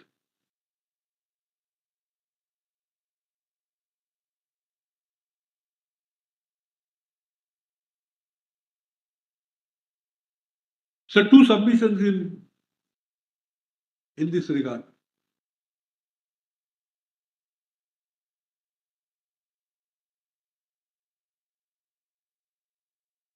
The framers of the Constitution were aware of the fact that the Constituent Assembly for J&K is in the offing, clearly reflected in Article 370.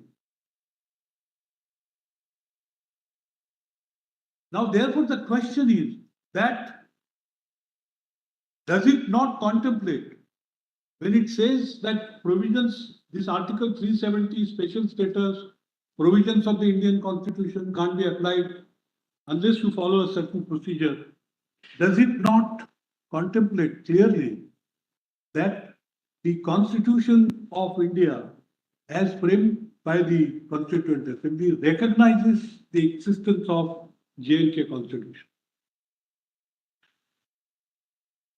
And therefore, doing away with that can only be through a constitutional process.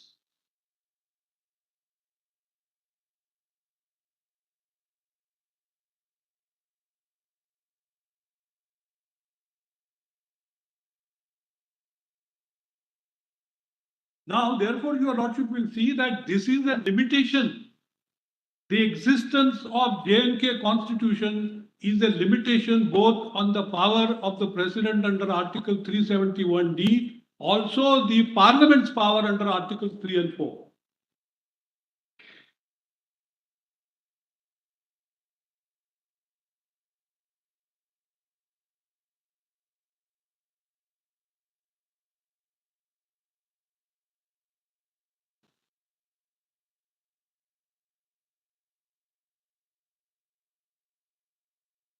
So part 6 of the Indian constitution has never been applied to Jammu and Kashmir, except a few provisions here and there. But the core, the executive and the legislature, those provisions contained in the Indian constitution have never been applied to J&K.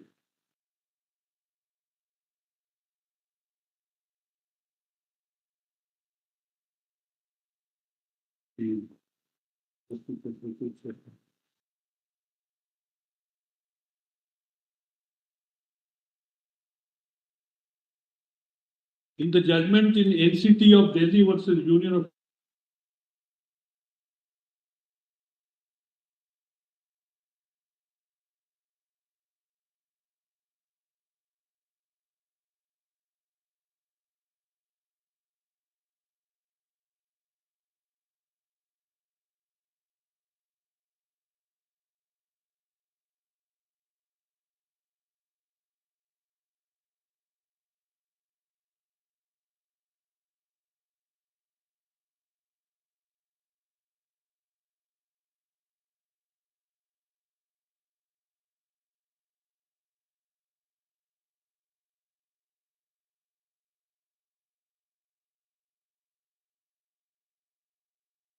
So this is the 4 characteristics which your lordships have written.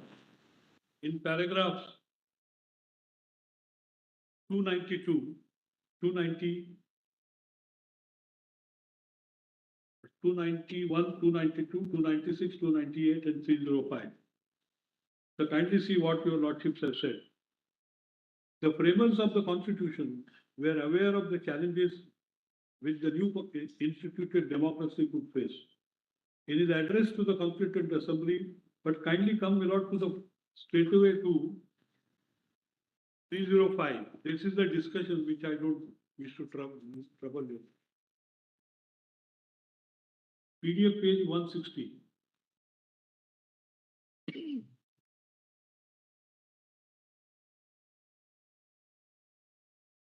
There are 4 abiding principles which are essential to the understanding the content of the Constitution. The first is that as a political document, the Constitution is an expression of the sovereignty of the people. This is satisfied by J&K Constitution because the Constituent Assembly was convened by the Maharaja, Yuvraj, because of clause 8 of the accession. The second is that the Constitution seeks to achieve its vision of a political and social ordering on the basis of democracy. A democratic form of government recognizes that the sovereignty resides within the people. Popular sovereignty can exist when democracy is meaningful. This is also satisfied. The third principle is that the Constitution adopts a republican form of government in which the powers of sovereignty are vested in the people and are exercised directly or through their elected representatives. This is also satisfied. The fourth, which is not the least in importance, in the secular ideology of the Constitution, for it is on the foundation of secular order that freedom, liberty, and dignity and equality to every citizen achieve. Now, if these are the 4 characteristics of a constitution, then in my respectful submission, J&K constitution satisfies that.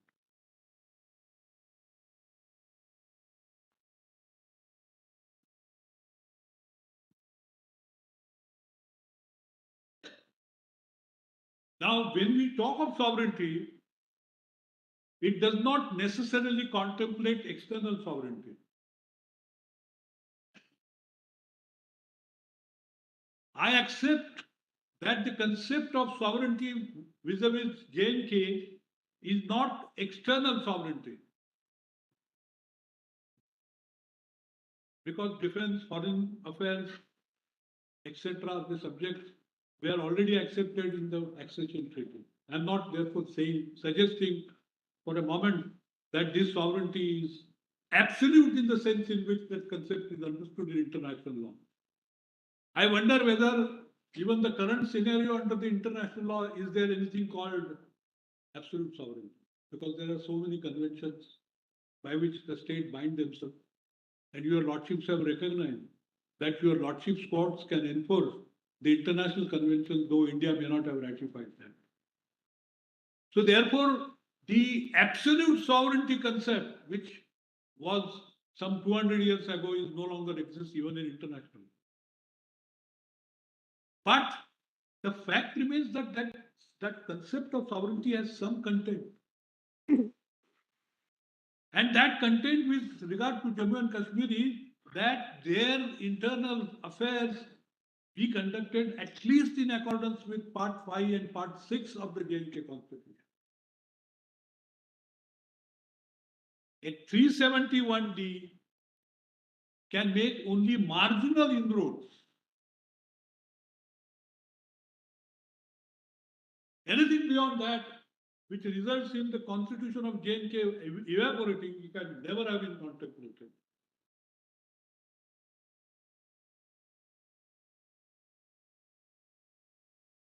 Now, in the alternative, even if we accept the concept of internal sovereignty, with respect to other states, keep aside Jammu Kashmir, because people get obsessed with the concept of special status. Forget the special status also for the time being. But your lordships in Bomai have quoted with approval a passage from Sirwai's book, which talks of internal sovereignty. Your lordship may have looked at that para. That is para 97. It is PDF Volume, volume 2, page. page 113. Para. Para 97, sir. Where Sirwa has been extensively quoted.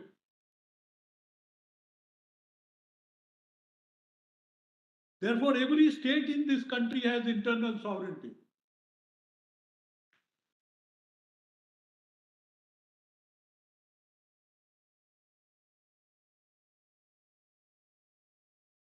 Para? Para 97. PDF page 113. Where Sirwa has been quoted extensively. I don't wish to read that entire portion. But kindly see B clause, the subpara B on page, PDF page, next page, Your Lordship, 114. The Parliament's power to alter the boundaries of states without their consent is a breach of federal principle.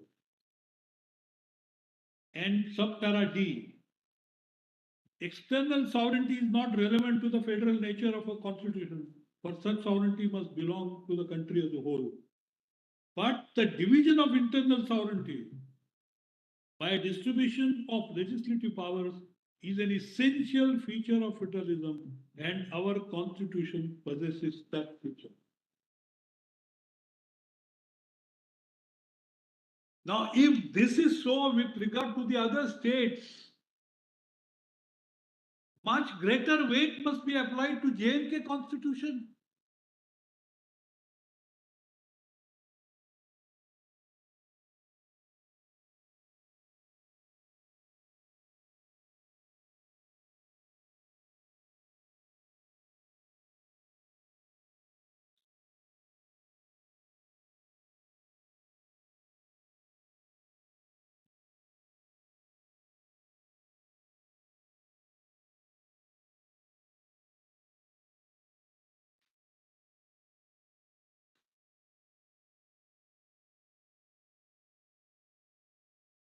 Yes, Mr.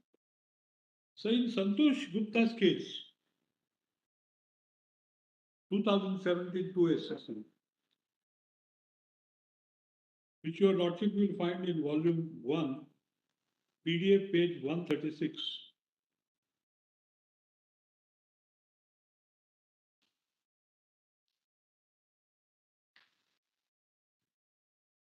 What are you citing it for? This is because this judgment says that J&K sovereignty has come to an end. Probably the Union of India wants to rely upon that.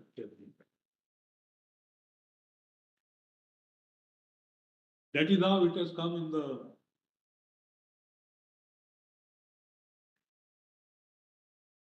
So I wish to point out to your lordship that what was the issue in this matter?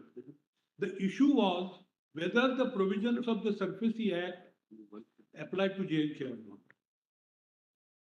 There was a constitutional challenge, which was upheld by the High Court. And the High Court referred to in the judgment several times the sovereignty of the J&K. And also said that this does not fall within the list 1. Now, this judgment takes a view, if your lordships look at paragraph 43 and 44 at PDF pages 133, that Surface Act falls principally within the provisions of, within the ambit of entry 45 and entry 95, list 1. That's the finding in paras 43 and 44. Now, having come to this conclusion,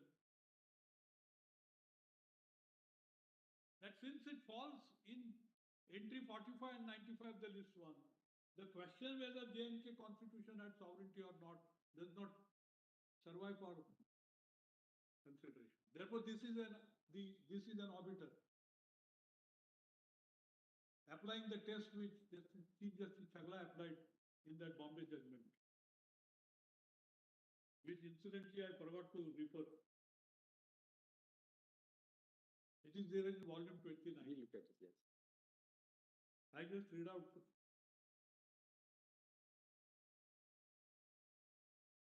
So page 5 of that. This is what his lordship.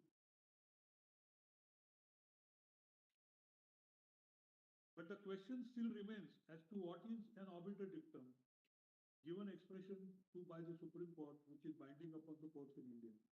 Now, an arbiter dictum is an expression of opinion or point which is not necessary for the decision of a case.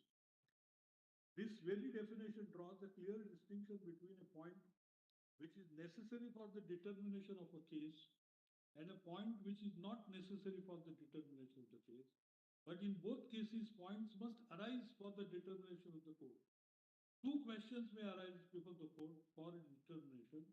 The court may determine both, although only one of them may be necessary for the ultimate decision of the case.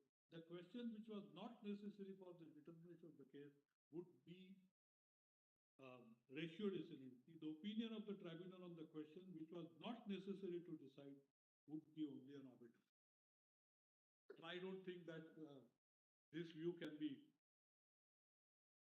found fault with.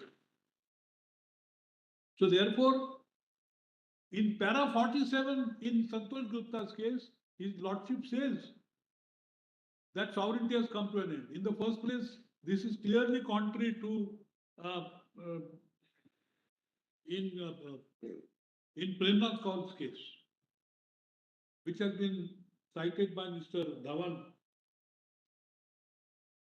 I just want to show to your lordship only one observation from Premnath Kaul's case that your lordship will find.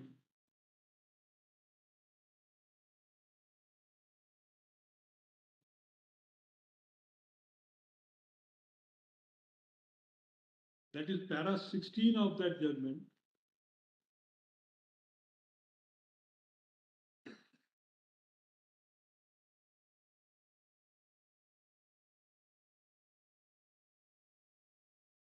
What is the PDF page? Huh? Well, second line from the top, we have no doubt that the Yuvraj was perfectly competent to issue the proclamation of 20th April 1951, under which the Constituent Assembly ultimately came to be elected and convened. If the Constituent Assembly was properly constituted and it decided not to pay any compensation to the landlords, it is difficult to understand how the validity of these decisions can effectively be challenged. Your lordships have specifically recognized the power to convene a Constituent Assembly. That's an act of sovereignty.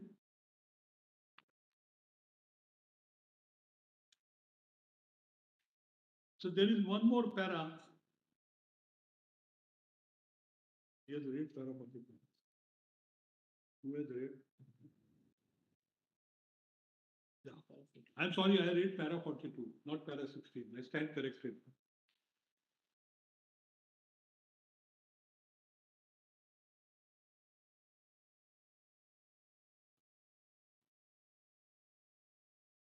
So therefore, in my respectful submission, the observations in para 47 in Santosh Gupta's case to the effect that the sovereignty has come to an end is clearly contrary to Demnoth Kaul's case. In any case, it's an arbiter. In any case, there is not much of discussion in that judgment on this issue.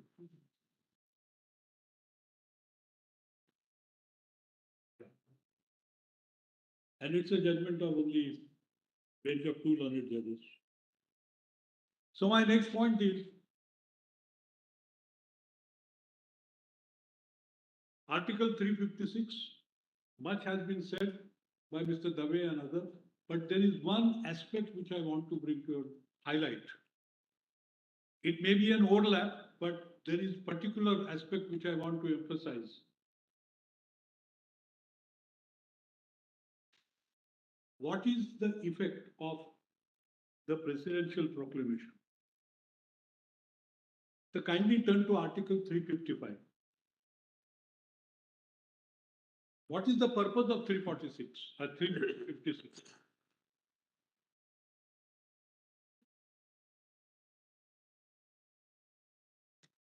There is breakdown of the machinery, accepted.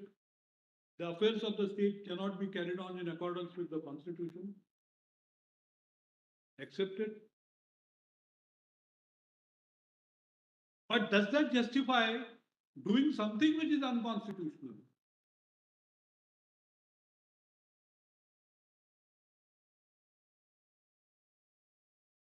So in the first place, the J&K Assembly was dissolved in November 2018 and the governor assumed the powers. He assumed the powers under the J&K Constitution.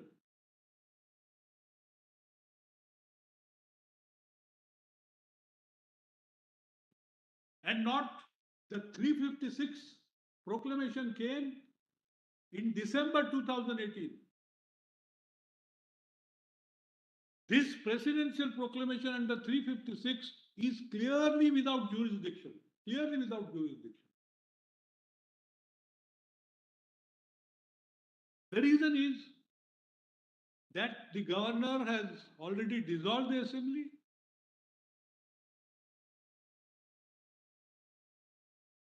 The governor has assumed all the powers of the state. Now, certainly the governor assuming the powers can't be a breakdown of the state machinery. It would be absurd to suggest that, and therefore president has to intervene under 356.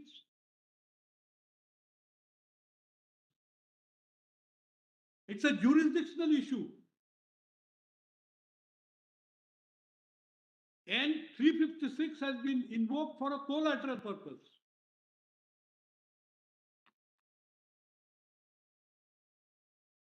And that collateral purpose is apparent on the face of the record.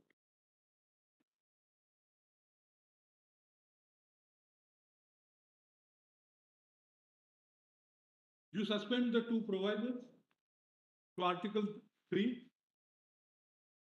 The first proviso which applies to all the states that you can't alter the boundaries, change the name of the state, etc., without first giving an opportunity to the state concerned to express its views through its legislative assembly. You suspend that. Second proviso, which applies to J&K without the consent of the legislative assembly of J&K. Now, I cannot understand if there is breakdown of the machinery, what is the necessity, what is the rational nexus to suspending these provisos? There is an implied limitation on this power. Can you suspend the entire constitution? Because the president has issued proclamation under 356. Once you accept that there are implied limitations, the suspension of any part of the constitution as a result of presidential proclamation under 356 must have a rational nexus to the objective that is to be achieved. And the objective that is to be achieved is Article 355. Kindly see Article 355. The duty of the center.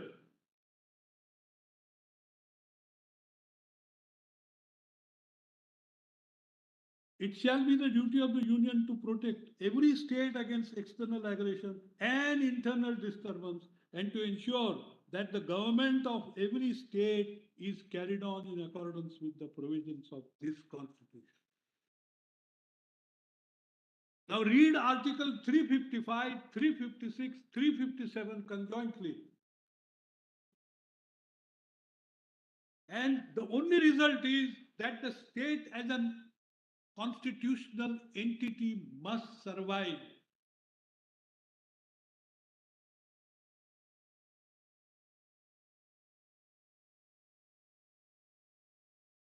Now, what is the purpose of suspending the proviso? Ultimate design is abolishing the state of J&K.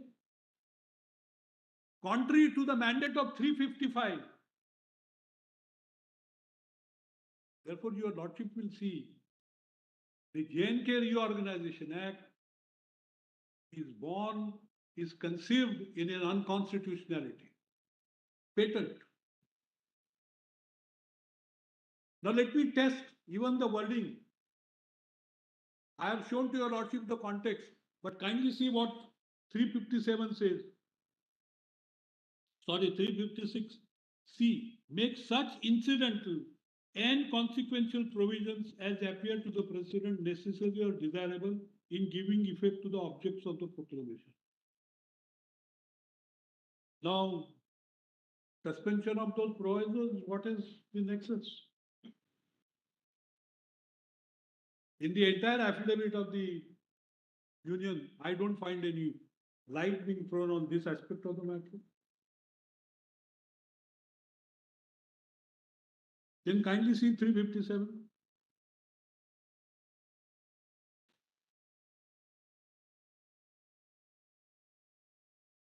(357) 1B.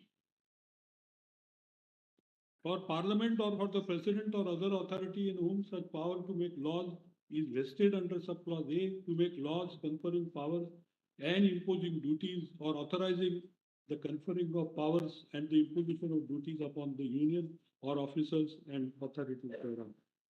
Now this is a power to make law. The way Dr. Dhawan, everybody has argued that 356 is a temporary thing.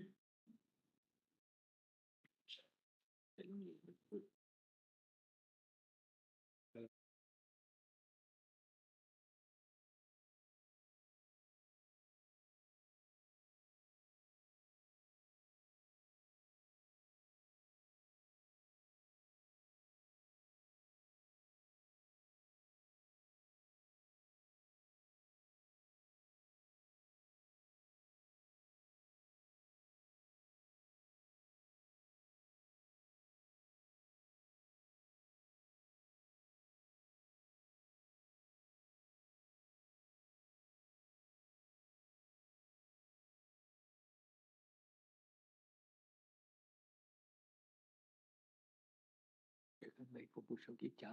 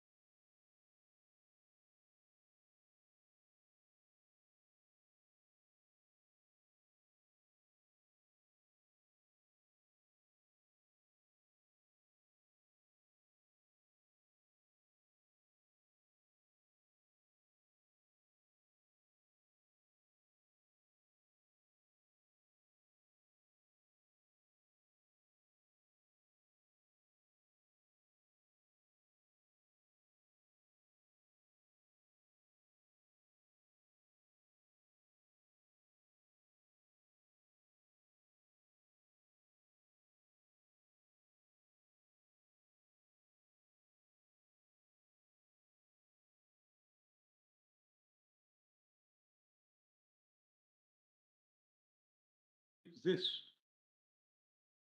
that the power or the function that the state assembly performs under the provisos to Article 3 are not power of making law.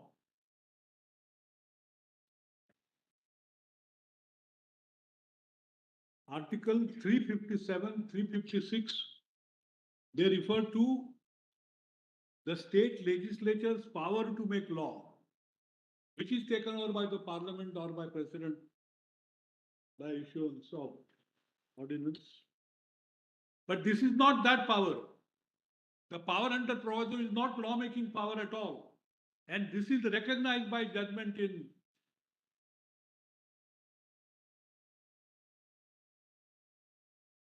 Keshwananda Bharati's case. Again, I have to refer to Justice Khanna's just observation. And that is para 1351,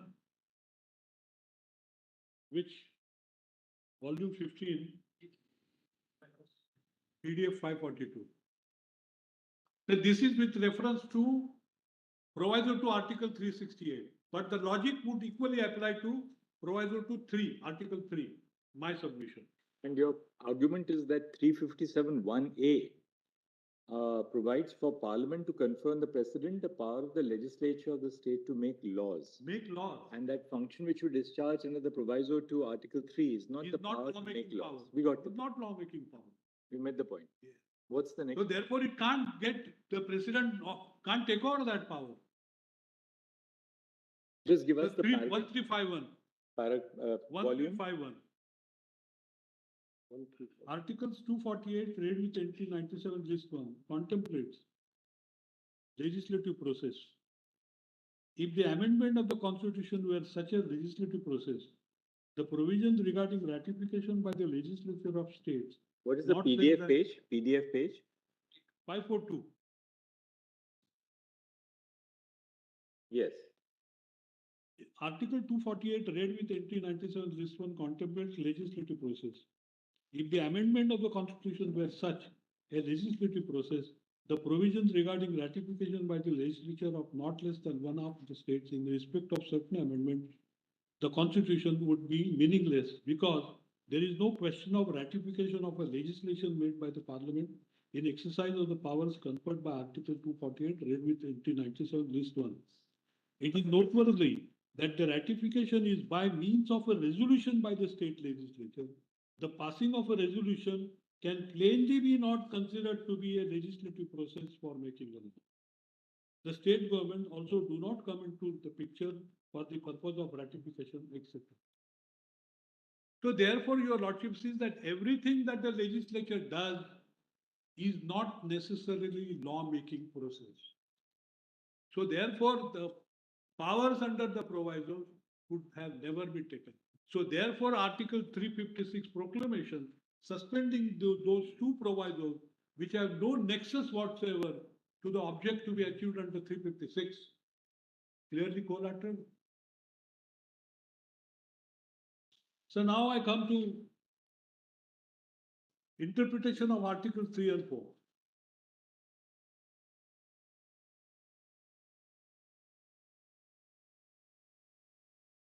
So the reference I made to Article 355, but some passage from Bomai I must show to your lordship. How is the list? This includes.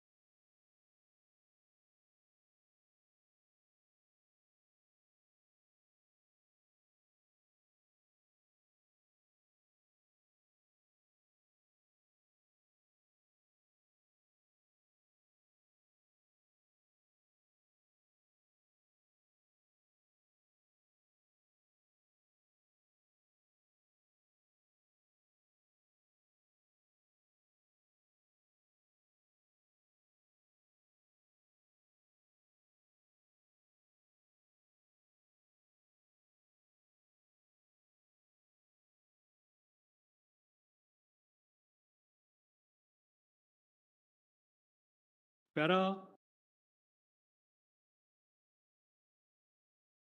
PDF page 155 Of of volume 2.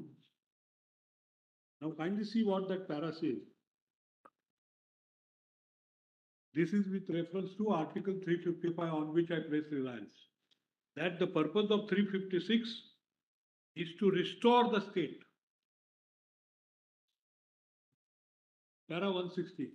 The crux of the Just question. 1 second, which page are you reading? 155. Of which volume? The PDF page 155. which judgment is this? Bomai. Volume 2.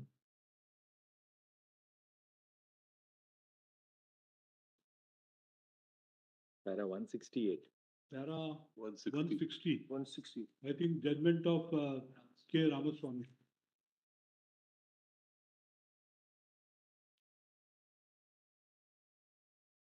The crux of the question is wields of the President's power under Article 356. This has a direct bearing. It finds its birth from a family of emergency provisions in Part 18 of the Constitution.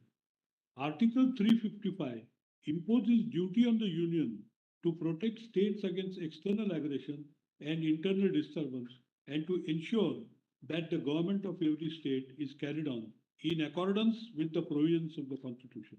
As a corollary, when the government of the state is not being carried out in accordance with the provisions of the Constitution, a constitutional duty and responsibility is put on the Union to set it right.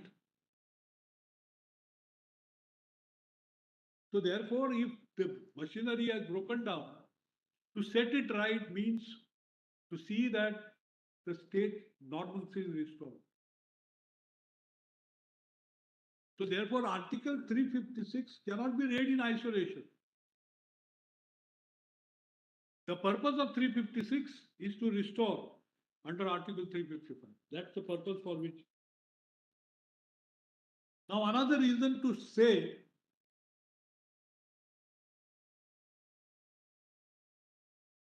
the same thing is said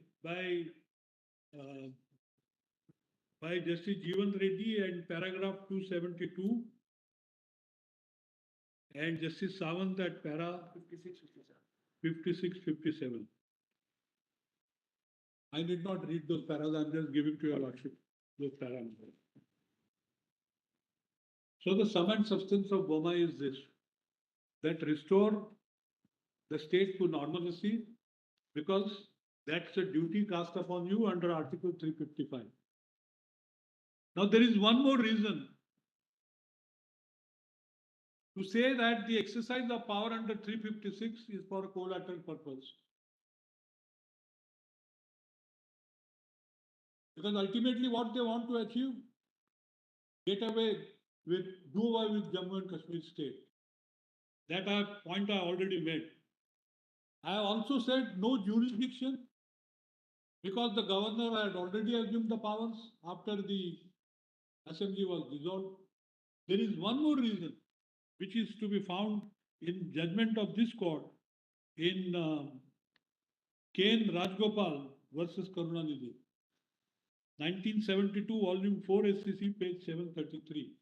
PDF page 68-69. Of which volume? So PDF page 68-69, volume 19. It's a one-page judgment, but has seminal contents. Volume? 19. Paragraph, there is only one-page judgment.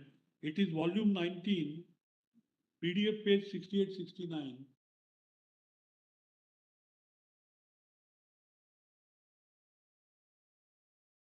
So this is what your lordships have said. We have just delivered a judgment in so and so. A similar question arises in this appeal, but with respect to the Chief Minister and the Minister of the State of Tamil Nadu, the relevant articles are worded similarly. The only difference is that the governor is not elected, but is appointed as the president under Article 155 of the Constitution and under Article 356 of the Constitution, makes a provision in case of failure of constitutional measure in the state. But when an assembly is dissolved, there is no failure of the constitutional machinery within Article 356, Article 164, which provides that the Council of Ministers shall be collectively responsible to the Legislative Assembly of the state, has to be read in Article 75(3), following our reasoning in that appeal, this appeal was. In other words, what your lordships have said is that once the assembly is dissolved, there is no question of machinery having failed, and therefore consequently there can't be a 356 exercise.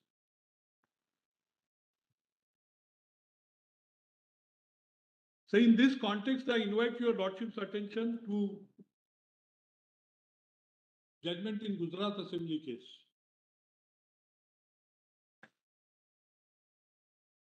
Now if your lordships have a look at Article 356, there is no provision which says that what is the upper limit. How long you can do away without an elected government. This question came up before your lordship in Gujarat Assembly case. And your lordships have said 6 months. I'll just say that judgment is in volume 19, PDF page. Page? Volume 19 page? Does it? Page, volume 19 page? I'm just seeing page 283. Which is the panel? Volume 18, page 283.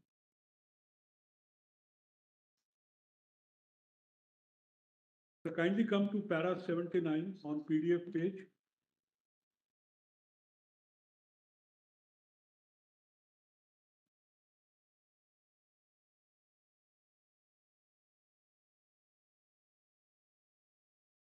The PDF page. 283, sir. 283. Para 79. However, we are of the view that the employment of the words and expiration occurring in section 14 and 15 of the Representation of the People Act respectively show that the Election Commission is required to take steps for holding elections immediately on expiration of the term of the Assembly or its dissolution, although no period has been provided for. Yet, there is another indication in section 14 and 15 of the Representation of the People Act that the election process can be set in motion by issuing of notification prior to the expiry of 6 months of the normal term of the House of the People or the Legislative Assembly. Clause 1 of Article 172 provides that while promulgation of emergencies is the operation, Parliament may by law extend the duration of the Legislative Assembly not exceeding 1 year at a time, and this period shall not in any case extend beyond a period of 6 months after the promulgation has ceased to operate. Further, under Article 123(2)(1)(3) of the life of an ordinance promulgated either by the President or by the Governor, as the case may be, is 6 months, and repeated promulgation of ordinance after 6 months has been welcomed by this court. Again, under Article 109, 110, and 111, and analogous articles for the State Assembly, money bill has to be passed by the House of the People or by the Legislature.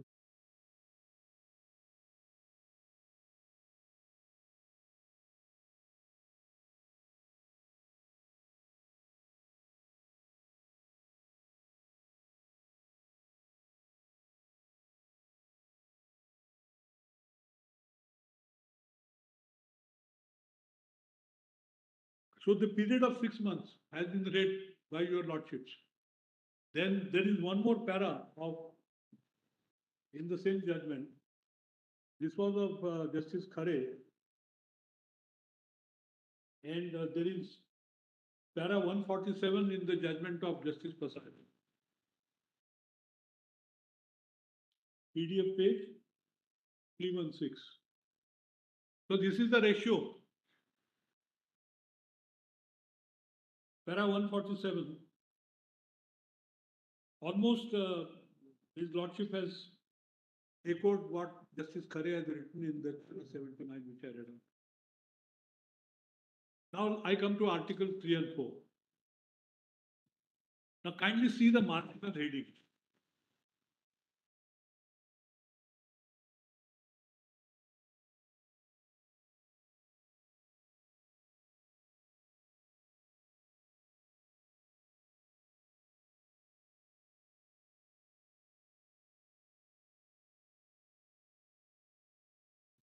formation of new states and alteration of areas, boundaries or names of the existing states.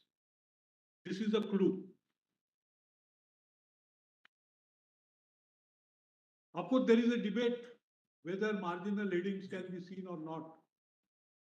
But fortunately for us, this issue is no longer res integra, as a constitution bench judgment of this court in Bengal Immunity versus State of BR 1955 2 SCR, page 603, or AIR 1955. What will be the PDF page and volume? PDF volume 13, and page is PDF page is 144, and I take straight away your lordship to para 25.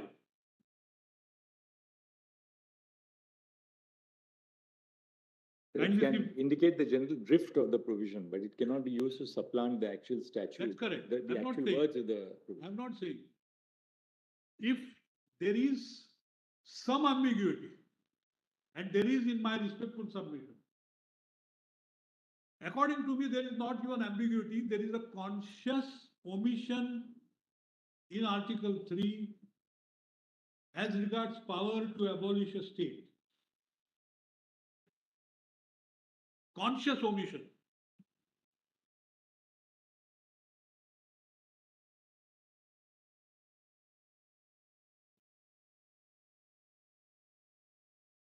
So why do I say there is a conscious omission? Not only from the marginal heading, but also look at the text.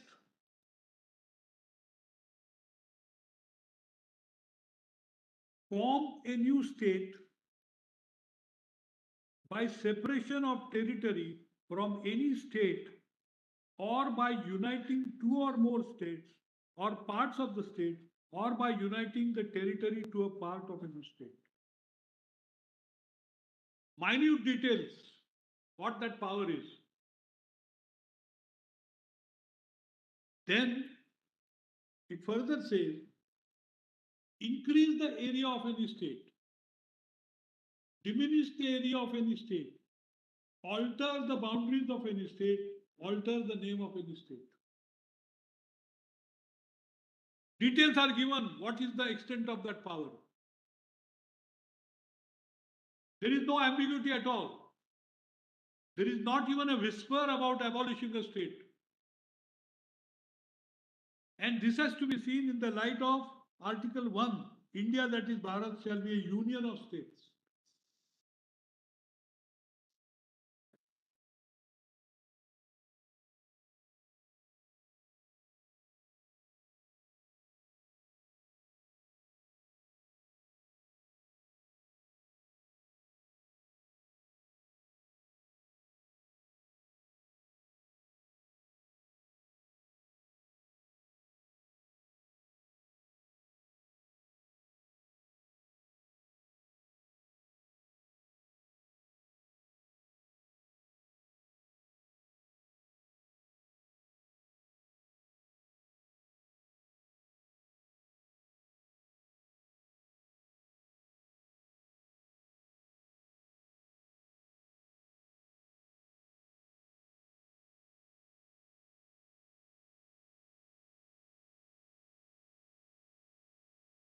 Two also.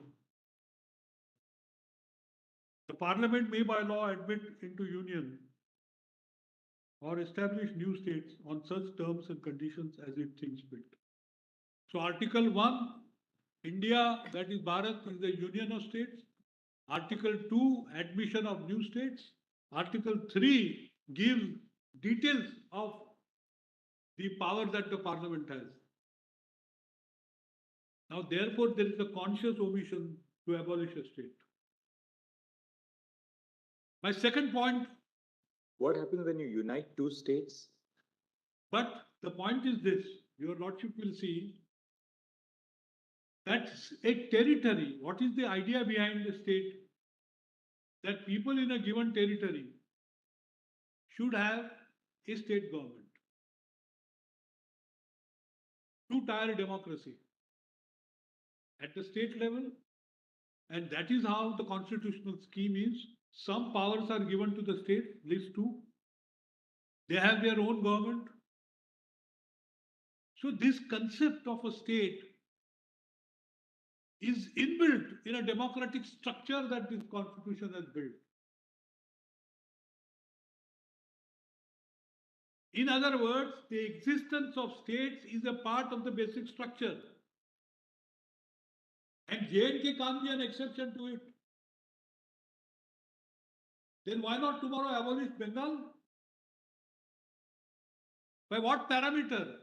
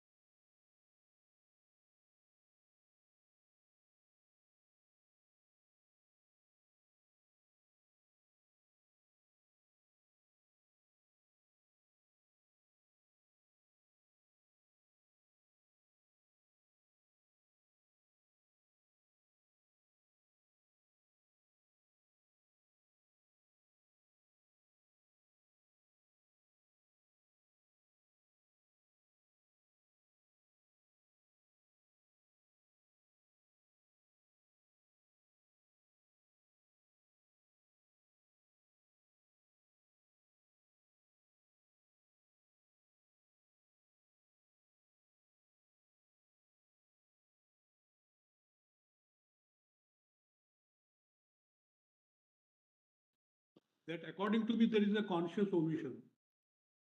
So Article 1, 2, 3 have to be read together. Now, there is one more reason. This alteration of boundaries, changing the name of the state, uniting two states, one state being divided into number of states, this does not amount to an amendment of the constitution. True. So all the more reason why this power must be narrowly construed. According to me, no two interpretations are possible. There is a conscious omission to abolish a state because India is the union of states.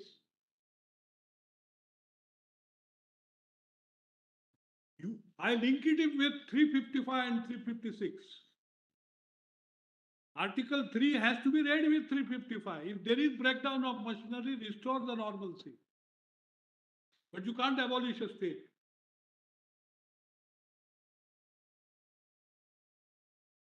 And since it does not amount to a constitutional amendment, it must be strictly, narrowly construed. And this interpretation, in my respectful submission, would advance the concept of democracy and concept of federalism.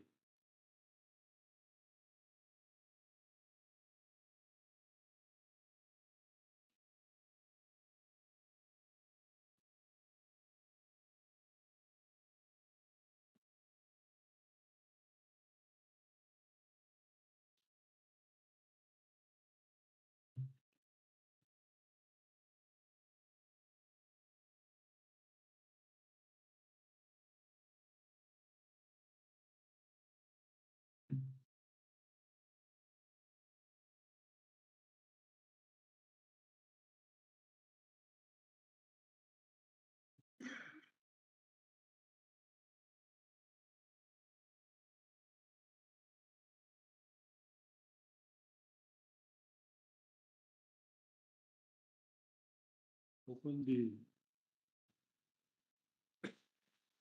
Article 18. Article 18.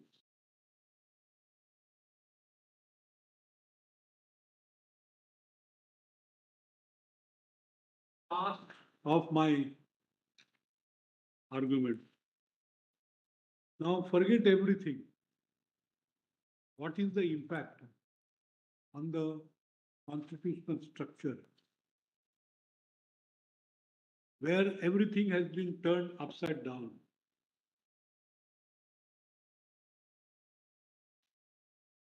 First, what is the impact?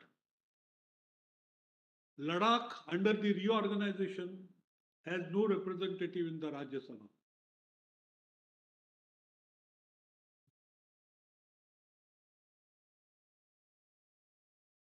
People of Ladakh therefore do not count as far as Rajya Sabha is concerned.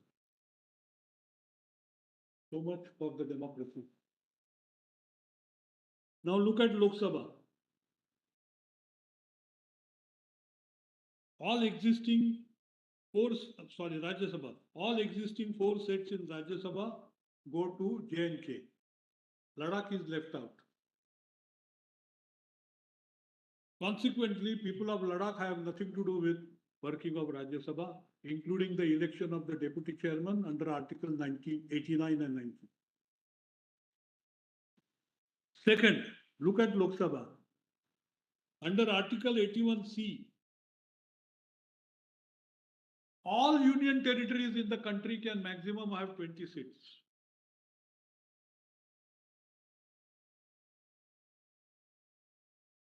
In that, you have the J&K. But look at the discrimination.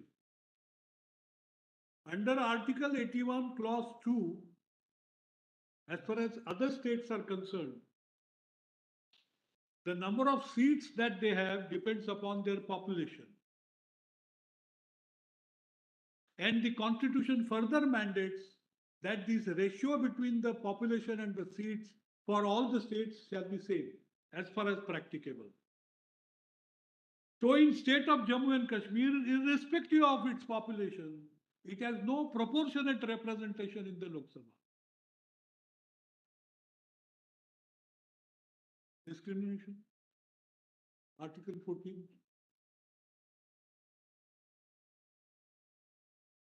Now, if you create some more union territories, that limit of 20 will have to be crossed.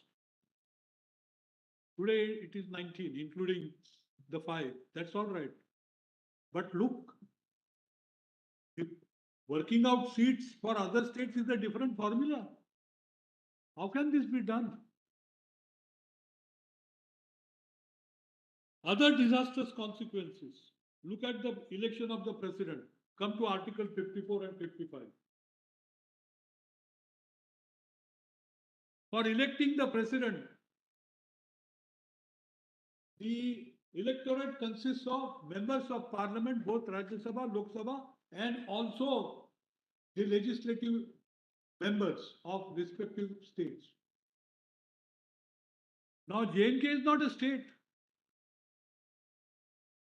Therefore, there is no MLA for the purpose of president's election.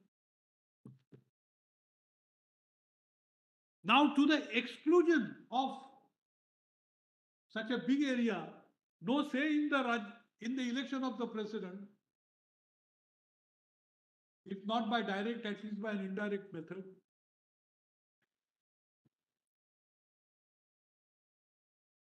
But I must hasten to add that the Reorganization Act says that J&K will have the same rights as Pondicherry.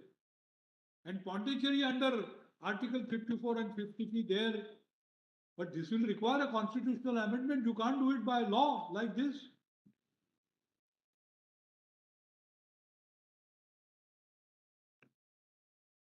Other disastrous consequences, Article 279A, representation in the GST Council.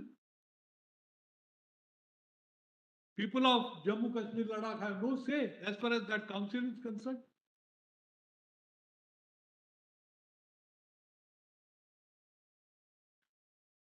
Appointment of High Court judges. As far as other states are concerned, the governor is one of the persons to be consulted, and governor means aid and advice. So that also goes away. There are several such provisions in the Constitution which are impacted. Therefore, by a very small act which apparently looks constitutional, that is Constitutional Order 272, the whole constitutional structure is demolished, substantially restructured with J&K.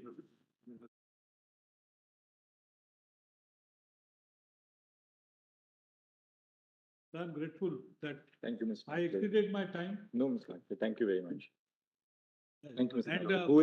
both Mr. Dave and everybody has argued that consultation contemplated must be effective. That is why elected. That point has been extensively argued. So I'm sorry that I exceeded my 1 hour. Thank you, Mr. Lakhdar. Thank you. I thought in the circumstances, perhaps I was justified. I'm grateful. Somebody's time will have to get deducted. Ultimately, whether it's a 20 over, 50 over, the time is allocated to everyone between whatever is available. How much somebody can bat will depend on the total number of hours. Since your lordship used the word bat, Lord, it reminds me of my position that this point of time is like that of a night watchman. No, you're just after tea, actually, so you have a whole session you can resume. Which is a very delicate job, night watchman, no? He has to sustain the flagging interest also.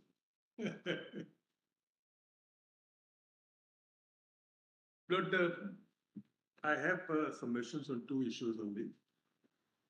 One was what Mr. Nafde was advocating just now regarding demolition of a state into union territory. And the only thing I wish to add on what he said was, if Lordship would just have a look at 246(4). Is it way? Which matter are you appearing, Mr. Devadi? Correct number de do inka. In the first matter, we filed a petition, but we were told to file a intervention application, and then an order was passed on that we will be heard like any other petitioner. Therefore, So you're for an intervener, yes. which just give us just a reference so that we can, just for the sake of the record, we need to complete the record. Lord, it is writ petition number. It is IA number 145. IA number. 2. Sorry, can you come again, please? IA number 145. Yes. 852. Yes. -53 of 2019. This is in writ petition civil number 1013 of 2019.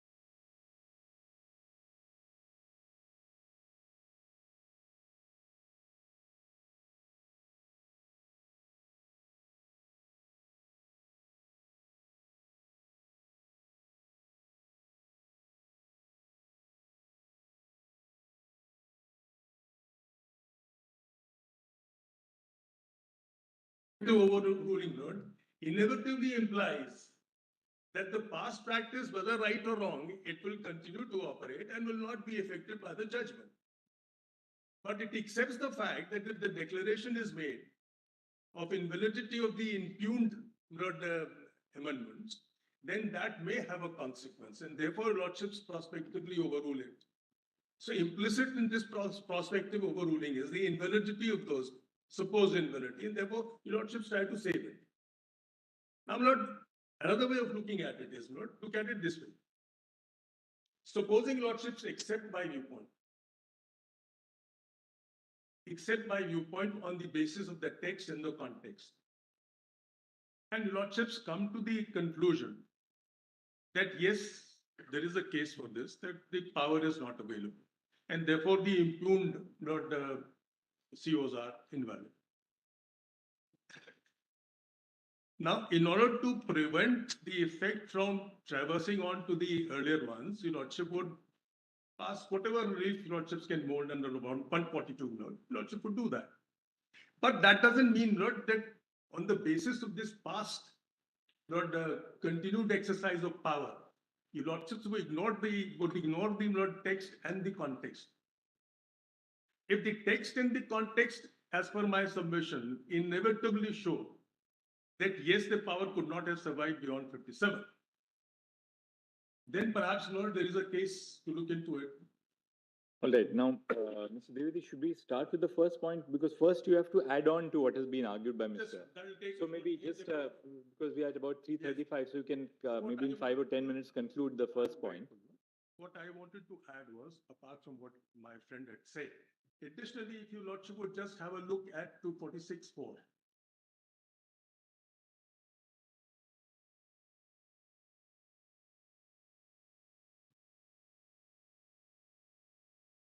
Lordships have had a look at it on several occasions, but then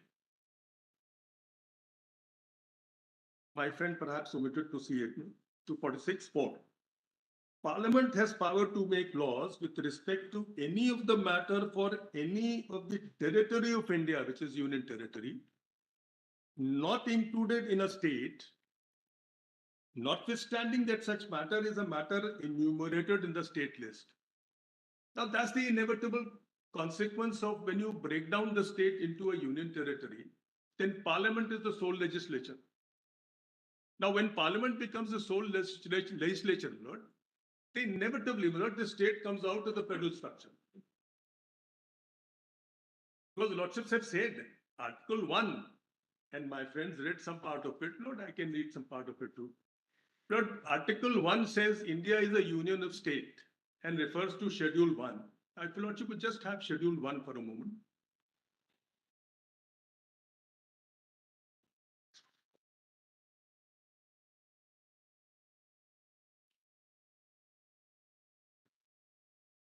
Now, Schedule 1 specifies the states in Article 1 and 4.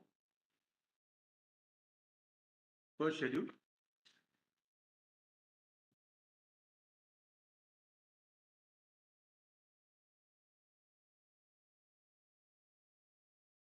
It specifies the states, and Kashmir is there at item 15.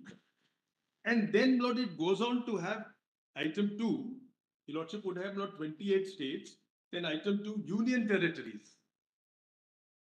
These are not specified as states. Now, though they are part of territory of India, as per Article 1, yet when it comes to federal structure, union territories are not part of that federal structure. This is there are decisions I have referred to in my judgment, but the decision to that effect, that Article 1 does not contemplate union territory constituting part of federal structure. And for obvious reason, if your lordship would recall the definition of federal structure in our constitution given by Dr. Ambedkar, he said there has to be a dual polity. And that is how he declined the entire objections to the Constitution of India as being unitary and not being federal. Your lordship would now there is a nuance on that. Following the NCT judgment, yes, we have placed Delhi in a different. And I was coming to that only. It goes further. Position. what Your Lordship has said goes further. What it says is that dual polity contemplates that citizen of every state is entitled to be governed by the laws made by two different legislatures. That's the concept of dual polity. Where for local issues, the right is for the local to get himself governed by the local legislature on local issues. And so far as the national issues or bigger issues are concerned, Parliament. That right gets defeated. And therefore, the dual polity gets lost as per Lordship's judgment. States are not appendages, as the Lordship said, not satellites of the Union. They are their own plenary selves created under the Constitution, not the Parliament.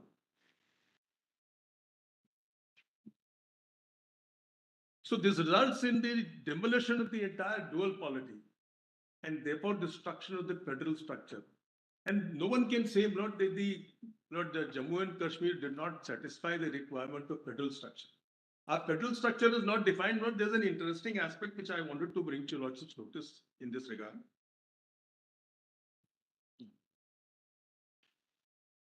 Lord, all throughout, we have been hearing about the quasi-federal character and so forth. It's not truly federal as the American system in our constitution. But in each of these judgments which say so, what Your Lordship would see is they omit to notice the Constitution of Jammu and Kashmir. And when we come to Constitution of Jammu and Kashmir, it goes one step ahead of any other constitution, and that is this. It is the Constitution of Jammu and Kashmir in our federal structure which lays down the parliamentary jurisdiction.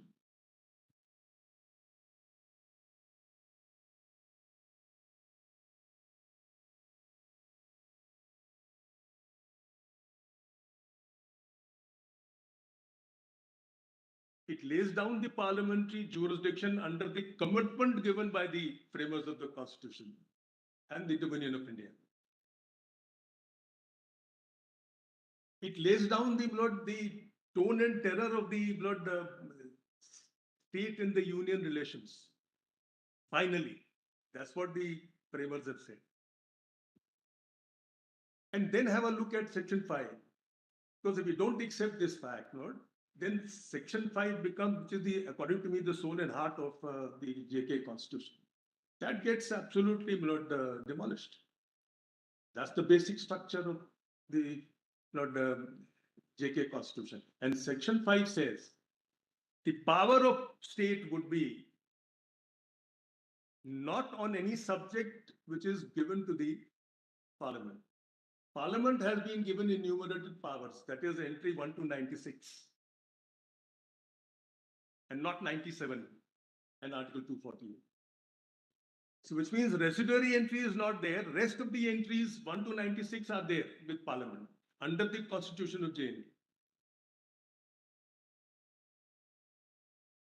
The concurrent list and the state list are with the state, except to the extent, Lord, that correspond to the instrument of accession.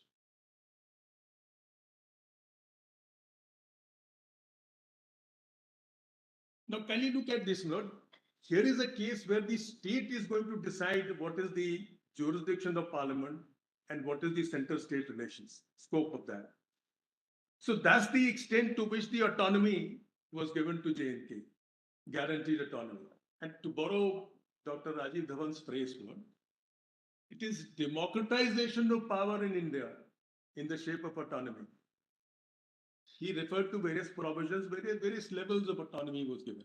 Now, here is a case where the level of autonomy is stupendously raised. But nevertheless, it is part of federal structure. We can't deny because Article 1 and the schedules say so. But by reducing that state into a union territory, what we are doing is we are bringing it under 246(4), where the people of the state, both the union territories now will have only one legislature, both for local and the national issues. The right to be governed under a dual polity goes for a toss.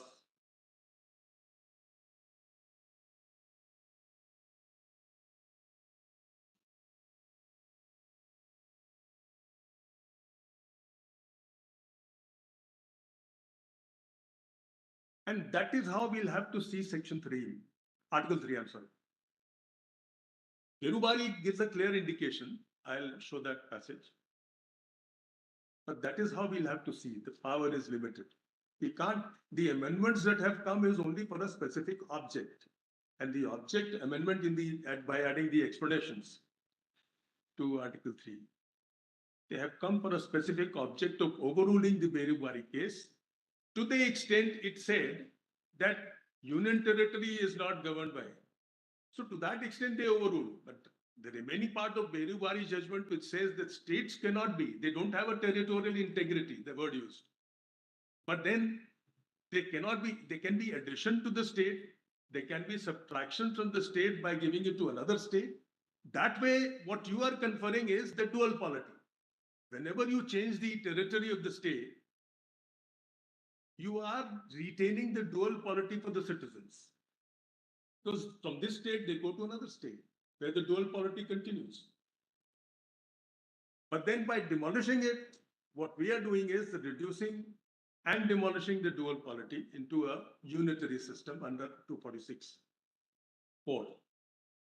That is what I wanted to add to my friends. And I have in my written submissions, given the host of cases where lordships have said this federal structure cannot be disturbed.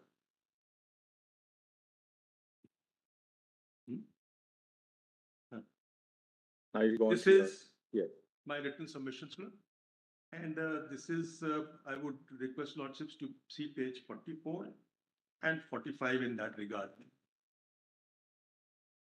44, 45.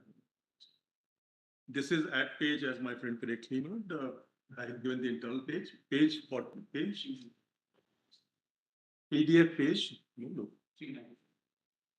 The written submission volume. What is the PDF page? 394. The internal page is 44 and 45.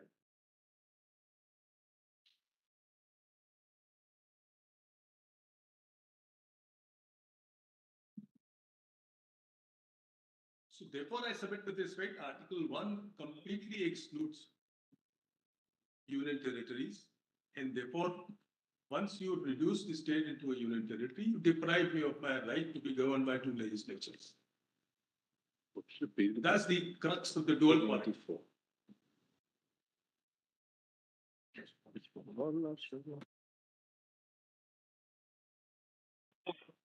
Internal page 44 would be at page 437 of the PDF. 437. 437. And I'm only referring to page 44 to 46, and I've referred to a host of judgments, which lordships are clearly aware of. No?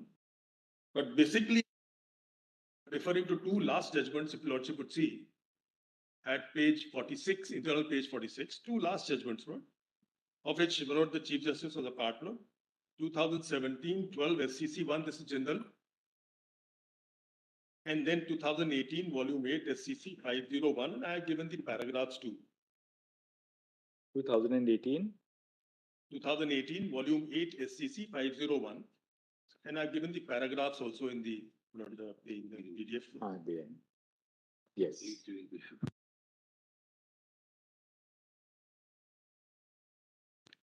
And then there is another page, lordship may have, no? 46 and 47, internal page. Yes.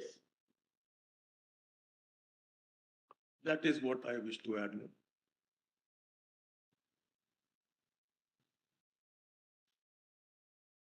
Now, before I proceed, Lord, there were two issues which were rankling in lordship's mind, Lord, from the very beginning, first day. One was, in fact, two from her lordships, and one from Lord Justice Khanna. Lordship had an issue with regard to sovereignty, and the observation was that once you accede to the dominion of India, you surrender all your sovereignty. And lots of things have been, I'm already informed you, just that instrument of accession would not amount to surrender unless there is a merger agreement which says that you merge your sovereignty. As happened in the case of other states, which I will show. The other states had not only not acceded before 15th of August 47, they had signed as a precondition made by the Dominion of India that they will sign the standstill agreement also, which covers the matters of local concern.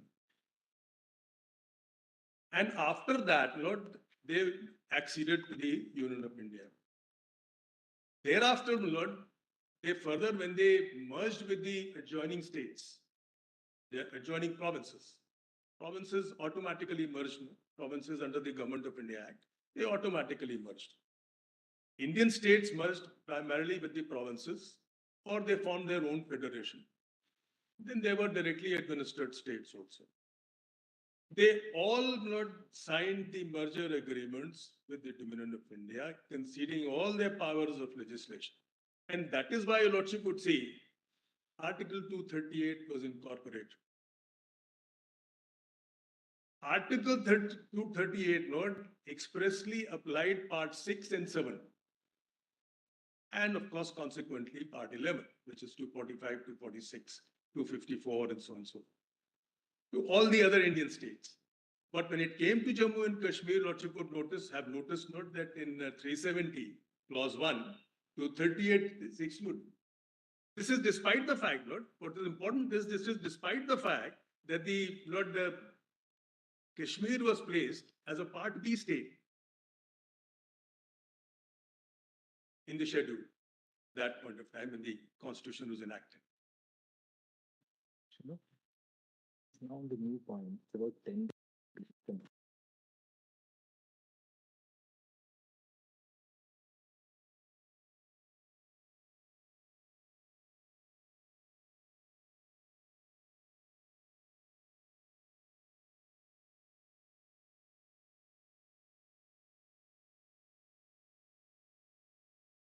Roughly, how long would you take? Because we are starting the new point, the second, Not more than an hour, no? Not more than an hour. Would we, I tried. Could we continue some to things this have been because we'd said. like to conclude the submissions on this side on Tuesday. Quite right. Frankly, I'll tell you, now we've got so much of information from you, we'd like to put it to the other side and get Information responses. I overload. think you have, No, but my situation is not, I'm like a pariah. now Not, just- my friends are on different issue. I'm on an entirely different issue. if you could really put it down in say about half an hour or so that we can push through on Tuesday and I'll try my best. after Mr. Dwivedi, who will be arguing? Mr. Singh, about half an hour or less.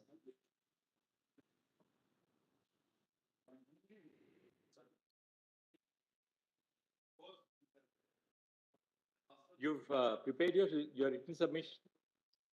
Your written submissions are there, right? So what we'll do is on Tuesday, frankly, I had not seen your submissions over the weekend. We'll look at your written submissions so that then, you know, your time is then, because we'd be completely ready with your background. Can I make a request?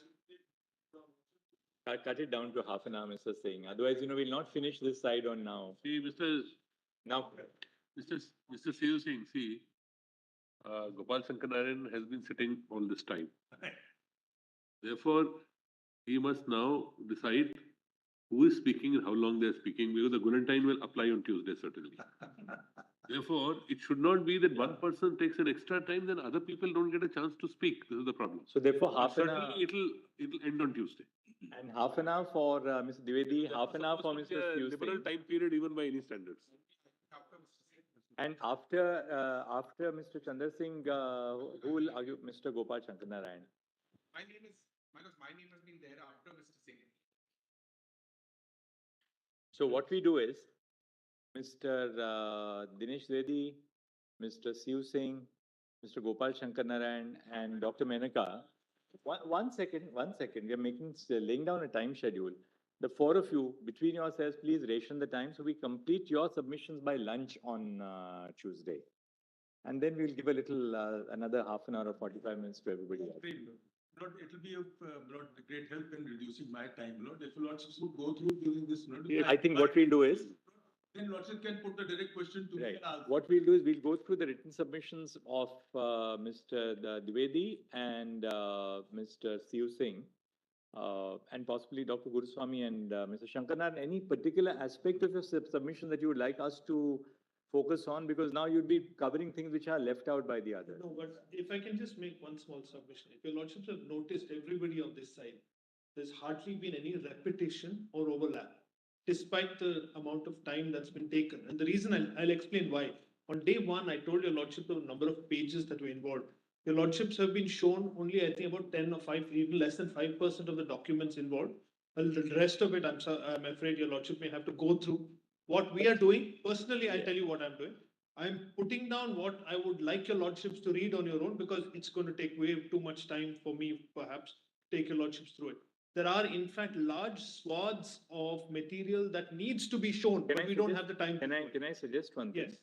Without giving us, like 1,000,000 pages, Yes. if you can say by tomorrow afternoon, give to the court master on a piece of paper, what are the specific aspects you would like us to, from your submissions, as Mr. Dwivedi has given us, Yes. just highlight that. I'll circulate it to all my 4 colleagues, so that then we know exactly what is the area you're focusing on. So we'll be also ready over the weekend. We have those 2 days apart from the Monday reading.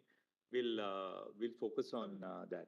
So we'll get through with the submission, so that will curtail ultimately the time which all of you are. So we proceed on the basis then that Mr. Dwivedi, Mr. Chandra Singh, Mr. Gopal Shankar Narayan, and Dr. Menka will conclude. After that, probably my turn was there, then I think we've all been locked in. All right, you tell us. No, all right, you tell us what is the sequence now. I'll take half an hour. No, it's. Parekh, the sequence can be, that is why I said Mr. Gopal Sankaran can put down, you have so many minutes in Tuesday. How much minutes will each of you take? So that it should not be that anybody is left out by the end of the time. So, Mr. Shankar Narayan, what you can do is, Yes, we are concluding this side completely on Tuesday. Please sit with whoever is in the court. You give us on Tuesday morning the sequence and allocation of time, so that we strictly stick to the time, and we conclude on Tuesday at 4 o'clock. Suggest that I go last if I'm the one doing that, because I don't want there to be any allegation that I favor. Oh, no, not at I'll go all. last. I don't think anybody will do that. You've been there sitting there, and you've been making notes and assisting everyone. But now when your turn comes, but give us that on Tuesday morning upfront, so that, in fact, if you can ideally give it to us tomorrow morning, give it to our Mr. Sanjay, our court master. I'll circulate it to all my colleagues, so we know Tuesday morning, and we keep to that order, the sequence and the time. So there's everybody feels that they have. Of course, no difficulty. Absolutely no difficulty at all. If possible, I'll mention the issue. You can even mention the interveners. Who are the interveners? Between the interveners. No difficulty. You can just right now sit with Mr. Shankar Narayan for 5 minutes after we rise, so that he can just prepare the blueprint for us. I'll do that. Please, one thing, this is a little bit of, self-restraint. We'll give 10 minutes, but 10 minutes provided you're saying something which is different from what somebody has argued, then don't cover the same territory.